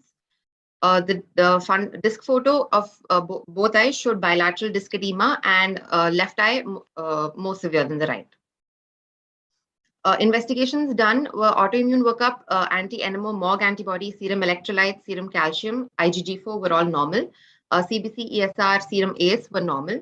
24-hour urine calcium was elevated. CSF analysis done initially showed raised glucose and raised protein, and staining was negative. The LP opening pressure was noted to be 205 millimeters of water. A few investigations were repeated, like anti-NMO MOG, which were also negative. Repeat CSF analysis showed elevated glucose and elevated protein. LP opening pressure was again done and was 260 millimeters of water. CSF acid-fast bacillus fungal elements gram stain were negative. Gene expert was also negative. MAN2 was negative. CSF ADA and chlamydia IgM were both negative. MRI brain with whole spine screening was done at the first visit and repeated again at 4 weeks, and no interval change was noted between the MRI scans. So in the flare sequences in coronal and axial sections, hyperintense lesion was noticed in the left paraphylacine cortex. In the T2 weighted axial image, you can see a thickening in the left optic nerve sheath, which is better seen on the fat suppressed MRI scan. The T1 weighted image with contrast in the coronal section shows enhancement of the left optic nerve sheath. Now, further, the patient has been planned for a left eye optic nerve sheath fenestration surgery with a window biopsy of the optic nerve sheath. Just to quickly summarize the case, she's a 34-year-old female anesthetist who came with complaints of headache and tinnitus 2 months ago. She was diagnosed to have bilateral disc edema, left eye worse than the right. All the blood workup was normal. MRI showed altered signal in the left frontal paraphylacine cortex with diffuse leptomeningeal enhancement, and there was also thickening and enhancement of the left optic nerve sheath. She developed worsening of vision in the left eye, the vision dropping from 6.5 to 6/24 to 660 over 6 weeks. The CSF analysis showed increased opening pressure of 260 millimeters of water and elevated glucose and protein levels. She is currently taking tablet Diamox 1 gram and Visalone 30 milligrams. She underwent a CSF diversion procedure, following which her symptoms of increased ICP have improved, and she is now planned for a left eye optic nerve sheath fenestration with window biopsy. So the provisional diagnosis is possibly an infiltrative lesion, a neurosarcoid, fulminant idiopathic intracranial hypertension, or primary leptomeningeal lymphoma. Thank you. On to you, Dr. Ambika. Yeah, actually, this case was referred to us as a neurosarcoid. See, this she's a cardiac anesthetist by and large. She had classical presentation of a, if you could see in the extraocular motility, she had even an AB deficit of the left eye. So she had all signs of ICP, referred as a neurosarcoid, having an ill-defined lesion in the paraphylacine cortex with a leptomeningeal enhancement. The first LP was not that rewarding, so we repeated the LP. We had a CSF drain. So the LP is showing raised protein, and the leptomeningeal enhancement is unreachable for biopsy. So that is the only reason. And if you could see, Aarti, could you go to that MRI orbit? Yes, ma'am. Yeah, so if you could see this optic nerve enhancement and thickening in this fat suppressed images, you see so much of asymmetry between the right and the left eye. And the left eye shows a diffuse enhancement, and it's more like the sheath is engorged with something sitting in the subarachnoid space. So that is the reason why I asked the neurosurgeon whether could you get some cells in the repeated CSF. Are we missing any infiltrative lesion? 1 minute left. So that is the reason why we wanted to know, should we go ahead and do a sheath fenestration? Maybe we have so many, senior people over here. Could you just also give an opinion on this case? Because we are planning for a sheath fenestration and a window biopsy of the optic nerve sheath of the left eye. So the next take is, do we continue to treat her as a neurosarcoid and escalate the immunosuppression to the next level? Yes, Dr. Murli, or any other takers? Madam, I think this was the same patient where Dr. Gordon had advised. Yeah, that's the reason I had brought this Go ahead. entire spectrum what we are going through right now. Because being a cardiac anesthetist, she's quite perplexed, and we are seeing her drop in front of us in 6 weeks. So the next thing is, every time it used to be like one, neuro-infection symposium when the patient comes to us. So we used to have so much of discussion whether we escalate the immunosuppression, do we go ahead with a Ritux shot, try for a higher immunosuppression. Then why she didn't respond to steroids in the first go? Why she didn't respond to IVMP or an oral taper what we gave? Why her CSF pressure is continuously high? And why should she have an AB deficit? Obviously, there is a probable neuroinflammatory syndrome that is causing a reactive CSF spike, which is causing a atypical IIH-like picture. Rather, I can't call it as an IIH. It might be an atypical papilledema, and that's what is giving a vision problem to her.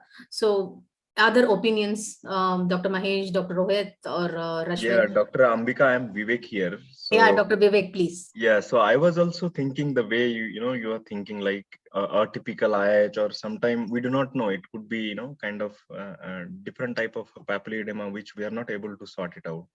But like if you are planning it for like optic nerve fenestration, it would be great to do. I mean, pressure is not that too high to like really a kind of indication for CSF opening pressure, like 260, isn't it? So yeah, the repeat would be always great. 260. It would be always great to have a B scan and like document that there is a perioptic sheath. No calcification on CT no, or anything. PET is negative. PET CT negative. So, Dr. Ambika, the fact that it is the maybe sheath is Jyoti can comment on this. I think Jyoti has treated a couple of patients like this who has been So it deteriorated. doesn't look like an IH or raised intracranial pressure kind of appearance. Even the sheath is too thickened for you to think in terms of that it is an IH or thickened sheath. I mean, I would probably think that instead of just doing an ONSF kind of an approach, you could think in terms of talking to the OP people to go for a endoscopic, because the biopsy would be required from the sheath should be a little posteriorly, because sometimes you may not get a good piece, or it may not have been, involving the anterior part. So Actually, we had discussed that with the neurosurgeon itself, because when he was planning for a GA for the shunt, I had asked him, where can we get a combined biopsy of that? See, the sheath, if you could see that it's almost from the mid-orbit to the, maybe slightly abutting the apex. And it is slightly starting behind the CRA type of origin. The vision is 660 now. So the chances of we having a visual drop in an endoscopic approach, he was not very comfortable because it's too into the orbit level. And transsphenoidal, they had planned to do such biopsy. Even then, like the anesthetist, she herself said that, see, come on, like I'm treating a doctor and I have to be open about that the chances of vision loss is possible. Now, the only question is, are we dealing with a secondary raised CSF spike, or still that it is a neurosarcoid? I mean, neurosarcoid does look a little less likely based on the, therapeutic response that to steroids. So that looks, because sometimes sarcoid can be quite refractile to steroids, where we go for the next levels. But here, she's not behaving like a neurosarcoid. And the amount of ill-defined lesion, what we see in the parafalcine area, that is also not that typical for it. And it's not behaving like a leptomeningeal lymphoma too. So, my first guess would have always been a meningioma, but no, it's not a meningioma. We had screened for the CT. We did, in fact, the PET CT too, because we wanted to rule out with a so-called history of thyroid malignancy. Are we missing something? So it is not an MC. Though, in fact, we are hunting that block, what they have reported as MNG. So as of now, please. Yeah, as an immediate life, vision saving procedure, I would think of an optic nerve sheath fenestration with a biopsy. Because you said the leptomeningeal enhancement is not amenable to biopsy, so otherwise we could have got two pieces. Exactly. We need to save her at least her existing vision. Yeah, it's quite depressing and she's been working in the same institution where she got the shunt too. So she's so perplexed about losing one eye, and in fact she's worried about the right eye, which is behaving quite until now. So I don't know when that is going to kick in. I think we should go on to our next speaker. Dr. Rohit, your Dr. Priyanka should present and you should be discussing it. Yeah, I think she's there. And please keep it brief. Yeah, it's a very short case. Very short case with, I knew you would be on the fag end, we would be rushing for time. But these talks were so good. Even Dr. Ambika's case itself could have been discussed longer. Thanks a lot, Dr. Ambika. Dr. Priyanka, yes, sir, I'm here, sir. Good evening, everyone. Yes, sir, I'm here. Share your screen. Share your screen, Priyanka. Sir, just a minute, sir.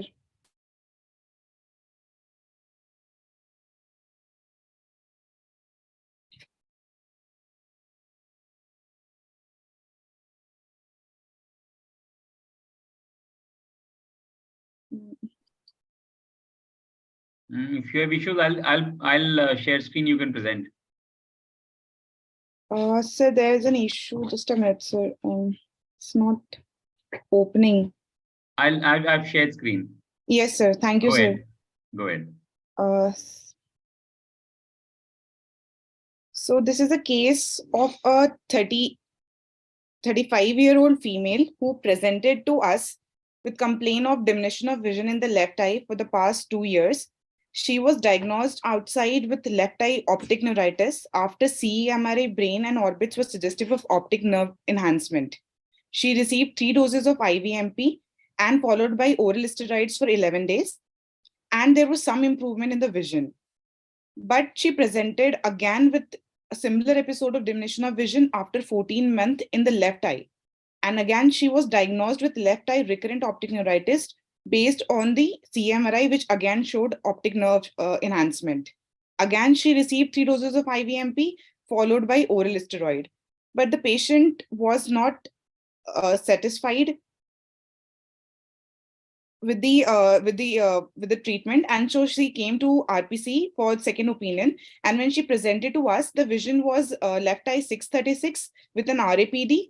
The color vision and contrast were affected, and there was disc pallor on the fundus. So the next slide, sir. Yes, sir. The left eye had disc pallor. The next slide. So the RNFL OCT showed that in the left eye there was a superior and the temporal loss of RNFL, and in the ganglions in layer thickness, the next slide, sir, also showed a diffuse thinning of the GCIPL. Following the neuroimaging, we got an NRC review at our radiologic conference where there was a suspicion of a left eye optic nerve glioma. So we again ordered a CMRI and a serial imaging of the 3 MRI films we evaluated, and it was found that the focal perineural thickening and enhancement in the posterior, intraorbital and intracanalicular segment was seen. There was no change in the enhancement and the bulkiness in the serial imaging, and a remote possibility of meningioma was considered since there was no change. So these are the sequential imaging. This was the first MRI when she presented with left eye optic neuritis, the first episode in 2019 August, and we can see in the Excel section that in the posterior part of the optic nerve and in the intracoronal region there is there's a bulkiness and also enhancement, also in the sagittal section. In the next MRI, which was in November 2020, which we ordered, again the bulkiness and the enhancement is present in this in the axial and the coronal sections. We again revisited and we clinically examined the patient, and we saw that there is a left abaxial proptosis, which can be made out from the accentuated the lid crease and also the proptosis, which is visible. So we ordered a NCCT orbit for her, and the NCCT orbit, we can see there is speckled calcification areas in the peripheral part of the optic nerve along with the thickening. And it was suggestive of a optic nerve sheath meningioma. So whenever we are reviewing a MRI or a neuroimaging and there is an optic nerve sheath enlargement, there are two possibilities, major possibilities which come to our mind. One is inflammatory, the other is neoplastic. Inflammatory can be optic neuritis, orbital pseudotumor, and other recurrent optic neuritis as well. While in neoplastic cases, mostly consider optic nerve glioma, optic nerve meningioma, leukemias, and metastases. So what are the points which were in favor of optic neuritis in our case? She's a female, the age group fits, she's a 35-year-old female, and the color contrast are affected. There was an RAPD, there is a history of recurrence, there is a moderate response to steroid, and the CMRI orbits and the brain, they are suggestive of optic nerve enhancement. What are the points which are not in favor of optic neuritis? She presented with a painless diminution of vision. There was a mild proptosis. Sequential MRIs have shown thickening and peripheral enhancement, while the NMO and the MOG antibodies were negative. So optic nerve glioma, which was our second differential, first of all, it presents mostly in the first decade. There's a slow progressive diminution of vision. There is a proptosis, but the most important point was that it usually present in children and also can present with optic nerve head swelling. Also, the CT scan shows a fusiform enlargement with a clear-cut margin and intact dural sheath. While in our case, it was mostly the margins were not clear-cut and it was blurred. Now coming to optic nerve sheath meningioma, usually present in adult women in 4th to 5th decade. They are usually benign and grow circumferentially or around the optic nerve. There's a slow, progressive, painless diminution of vision, and they usually present with optic nerve atrophy as compared to optic nerve edema or swelling. Also, there can be signs of optociliary shunt. These are not true shunts. They are actually retinal drainage of the into the choroid. And CMRI shows a diffuse tubular homogeneous contrast enhancement, which can be in a pattern of tram track in axial section or can be a donut sign in case of a coronal section. And calcification can be seen in the CT scan, as we saw in our case where speckled calcifications were there. So to conclude, clinical history regarding the course of the disease and the response to treatment is important. Also, if we are suspecting optic neuritis, alternative diagnosis should also be considered. Subtle signs such as small proptosis, as in our case, should be evaluated, and NRC review of the sequential neuroimaging is important. And whenever in doubt, we can go ahead with CT scan. Thank you. Thank you. And Thank you, Dr. Yeah, sorry for the glitch in the technical error. Sorry. So essentially just bringing this case out to show that there can be a varied presentation of meningioma. In fact, meningioma is one of the most difficult things to diagnose and can present in a variety of ways, including presenting like a recurrent optic neuritis in this case. And meningiomas are known to respond slightly or moderately with steroids. So exactly that's what was happening. So there was a little progression, and she would get herself evaluated. They would give IVMP slightly better, and it was thought as if it's an MOG which shows sheath enhancement. So it's important to actually be in consultation with your radiologist and do very fine imaging and be sure that what is the imaging showing, rather than just rely on the report or just look at sections. Sometimes you may want to see the CD because the sections may not show you the exact appropriate images. So you may actually see the CD and see where is that, tract going, or that thickening going, or the enhancement going, and see its detailed pattern. So, and of course, we had the hindsight and we saw that we felt there was a little proptosis and all. And by the time she came to us, it was a much larger lesion that must have been there when she initially must have presented to the treating physician. So it's just that all of us should be aware that, you can have a lot of other reasons for presenting like optic neuritis, and you should keep your eyes open. Thank you. Thank you, Dr. Rohit. Wonderful discussion. We shall now go on to our last speaker, Dr. Maitri, Arun Kumar, and we have Dr. Jyoti Matalia as a discussant. On to you, Dr. Maitri.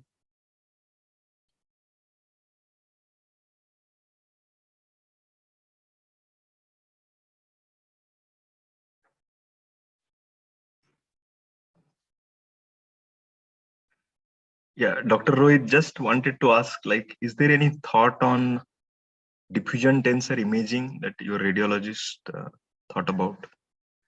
At least not by the time the patient presented to us. The imaging was showing that thickening, and we were feeling that it could be, because that is the one important differential. But it could be useful in more subtle presentations, or maybe early presentations you could think of, but of course not in this case. Okay, thank you. Good evening, everyone. Can you all see my screen and hear me? Yes, we can see, yeah. Good evening, I'm Dr. Maitri. I'll be presenting a case on salvaging vision in a case of cranio-metaphyseal dysplasia. A 5-year-old girl presented to us of poor socioeconomic status in September 2021. She was referred to us for a routine ocular examination, and they were suspecting a skull dysplasia for her because of changes in her facial bones and deformity that they could see. For us, on examination, everything seemed to be normal, including the vision and everything, except for the adnexa, which showed puffiness around the eyelids with a prominent intralateral margin. Even the disc and the macula were normal on fundus examination. So we just routinely told her to come for a follow-up every 6 months. But 6 months later, when we saw her in March, she was referred again to evaluate her for loss of vision. And there was decrease in vision since just 1 month, but they were not really sure of the onset. The genetic test for the skull dysplasia was still underway, and they were still awaiting the results. At this point, when we saw her, her vision had deteriorated bilaterally to 6/48, but on fundus, we even found a temporal pallor of the disc. So now we were wondering why this could be, and if it's because of the because of the skull dysplasia itself. We did attempt an OCT, RNFL, and GCC, but it was not possible since she's just 5 years old and she was not really able to fix well. So we were thinking of compression of the optic nerve at the optic canal, which is actually seen in cases of dysplasia.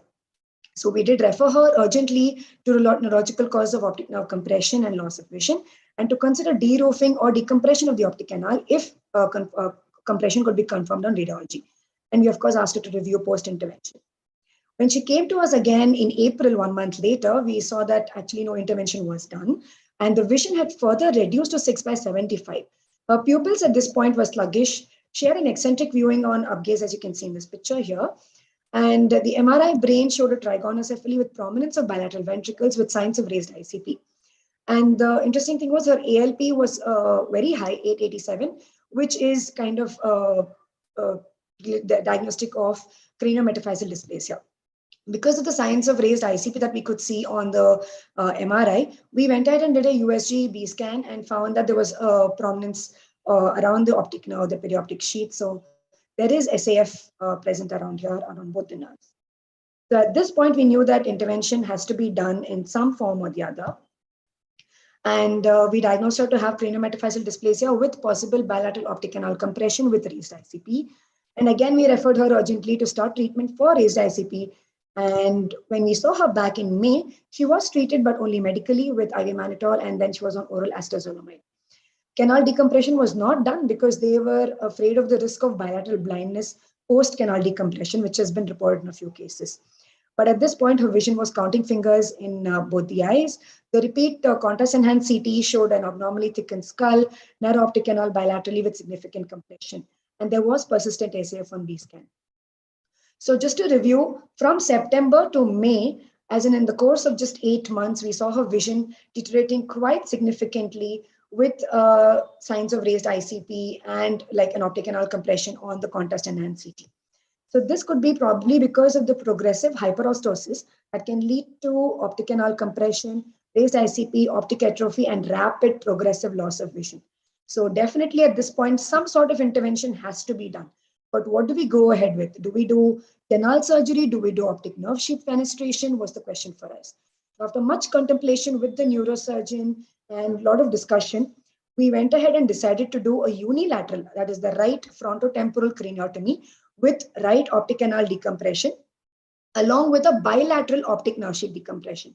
So the canal decompression was handled by the neurosurgeons, and intraoperatively we found a thick bony dysplastic changes of the sphenoid and over the optic canal and base of the skull. The optic canal was de-roofed at the level of the anterior clinoid using a high-speed drill by the neurosurgeon, and there was ballooning of the optic nerve. We, of course, went ahead and did the bilateral optic nerve sheath decompression through the medial transconjunctival approach, which we usually follow. Post-operatively, her vision, though, continued to be counting fingers 1 meter. The eccentric viewing persisted. The optic dyspallor, of course, continued to persist, but there was no SAF on base scan. And she's maintained like this for over 5 months post-operatively. She's able to go to school, able to read and write, and visual aids and further rehabilitation is planned, and serial radiological scans are also planned in the coming months. So coming to discussion, cranio-metaphyseal dysplasia is a rare genetic disorder which is characterized by progressive thickening of the skull. This can cause compression of the cranial nerves and lead to blindness, deafness, and other cranial nerve palsies. There have been multiple case reports where they have shown that endoscopic ONSD can cause some sort of relief to progressive vision loss and can maintain the vision as it is, while Caroli et al. Suggested that any kind of surgical intervention has to be done only if there is progressive loss of vision. A few cases of total blindness has been reported post-operatively where bilateral optic canal decompression was done, which is probably why the neurosurgeons were apprehensive in the first place. The rapid progression of visual loss could be due to the decreased venous flow and raised ICP, and also due to the compression of the optic canal anatomically, which prompted us to intervene surgically. But to prevent blindness and yet to salvage the child's vision, our approach in this case was to perform a unilateral optic canal decompression with bilateral nerve sheath decompression. Though the child's ambulatory vision and visual function remain stable post-surgery, with which we are currently happy. So to conclude, this kind of unilateral canal compression with bilateral ONSD in a case of CMD has not been reported so far in India, and cases of CMD have to be monitored closely for vision loss, and serial radiological scans have to be done since it's a progressive disorder. It can progress even after surgery. Timely diagnosis and prompt surgical management with the aid of definitely neurologists and neurosurgeons can prevent further deterioration and provide better quality of life. Thank you. Wonderful presentation. Wonderful. On to you, Dr. Jyoti.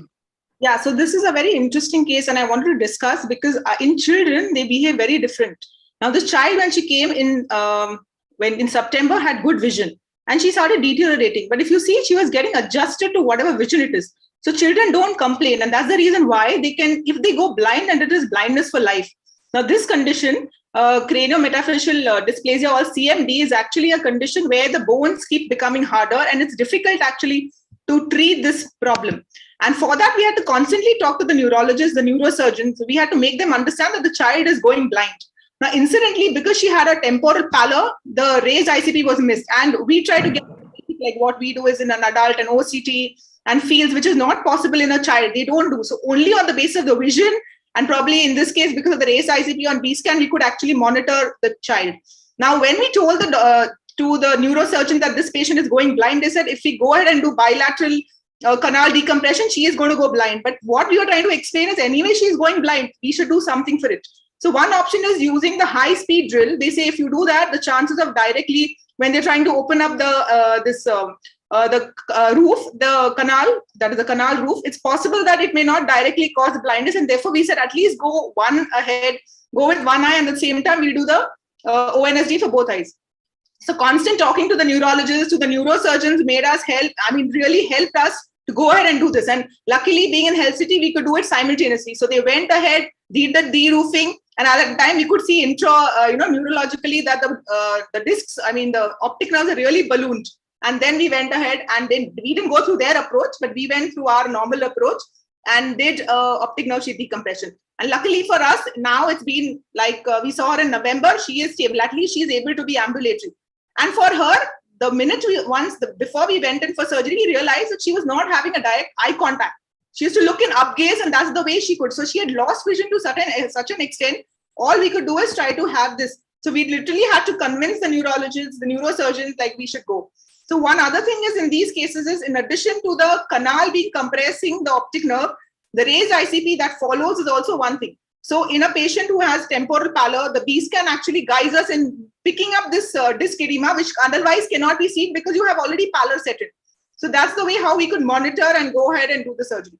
So basically what we know is, yes, these in this condition, eventually all cranial nerves get involved and the patient may go blind, and it may be fatal for the child eventually at 20 years. But as long as she is living, at least she should be able to see. That was our bottom line for presenting this case. Amazing. Can Wonderful. you just ask one question, Dr. Jyoti?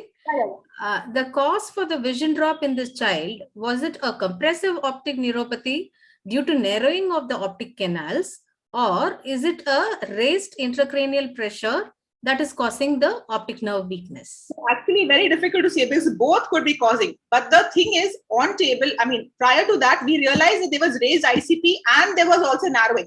So if we presume that it is the narrowing alone, then the other eye would have, because we have done only de-roofing in one eye, we have not done it in the other eye. We would presume that that eye at least would have gone into blindness. So I feel that the basic canal narrowing takes much more longer time compared to the immediate raised ICP causing it. Because no, but what was the cause for the raised ICP? I'm sorry. I mean, what is the cause of the raised intracranial pressure? So what the local pressure may increase because of the outflow, because of the canal narrowing. But overall intracranial pressure should be normal, unless there is an increase in the bony thickening at the third or fourth ventricle at the base of the skull. Unless that is also there, which is not usually seen in these kind of dysplasias, the pressure around the nerve would be more because of the drainage outflow problems. So what they were saying is, because of the canal narrowing, you are having a secondary enlargement of the optic nerve sheath right around the optic nerve head, and that is what you need to relieve at the same time. So I mean, I would have thought that, I mean, one would prefer to at least go back and do the other eye canal decompression, because eventually the cause of this is the canal narrowing and not directly. I mean, we have cases of fibrous dysplasias. So the key is the narrowing of the canal, resulting in one, direct compression, what Dr. Ambika was talking about, and two is CSF and venous outflow compression of the peripapillary, perinerve blood vessels. So that also can cause the thickening and compression. So yes, I mean, I would say follow up the child, because there is a possibility that the other eye where the canal has not been decompressed may eventually suffer damage because of the narrowing, further progressive narrowing of the canal. Yeah, so I had a thing, it will cause a primary optic atrophy as a presentation rather than a papilledema and a secondary optic atrophy. I think we had in RPC, if you recollect, Rohit, osteopetrosis, which was a osteopetrosis. Yes, that presented as a primary optic atrophy. Yes, sir. So in this case, probably the outflow is also being compressed. Overall CSF pressure would not have increased or does not increase in these kind of cases. Here, I think the arachnoid granulations are being compromised because of the osteopetrosis or the changes in the skull area. There is the arachnoid granulations outflow is being compromised. That causes, I think, the raised. Was the CSF raised? Did they do a CSF tap? I mean, overall, because if that is so, then you would require an intervention for the overall increase in CSF pressure also. They found some amount of ventriculomegaly when they did the MRI scan. But what primarily I feel is the canal compression, which is causing the secondary enlargement of the fluid around it. However, to convince them to do one eye was not so difficult, because the neurosurgeons believe that no, she is going to go blind. I said, like, anyway, she is going blind by the course itself, so kindly do it. So convincing them was more difficult. But yes, we have to do periodic CT scans because even if we have de-roofed them, eventually because of this bone formation, this again is going to narrow. Going to be compromised further. Yeah, I agree with Dr. Pradeep Sharma. I had seen a similar case, but that was, like of osteopetrosis, and that had led even, Arnold-Chiari type 1 malformation and raised ICT.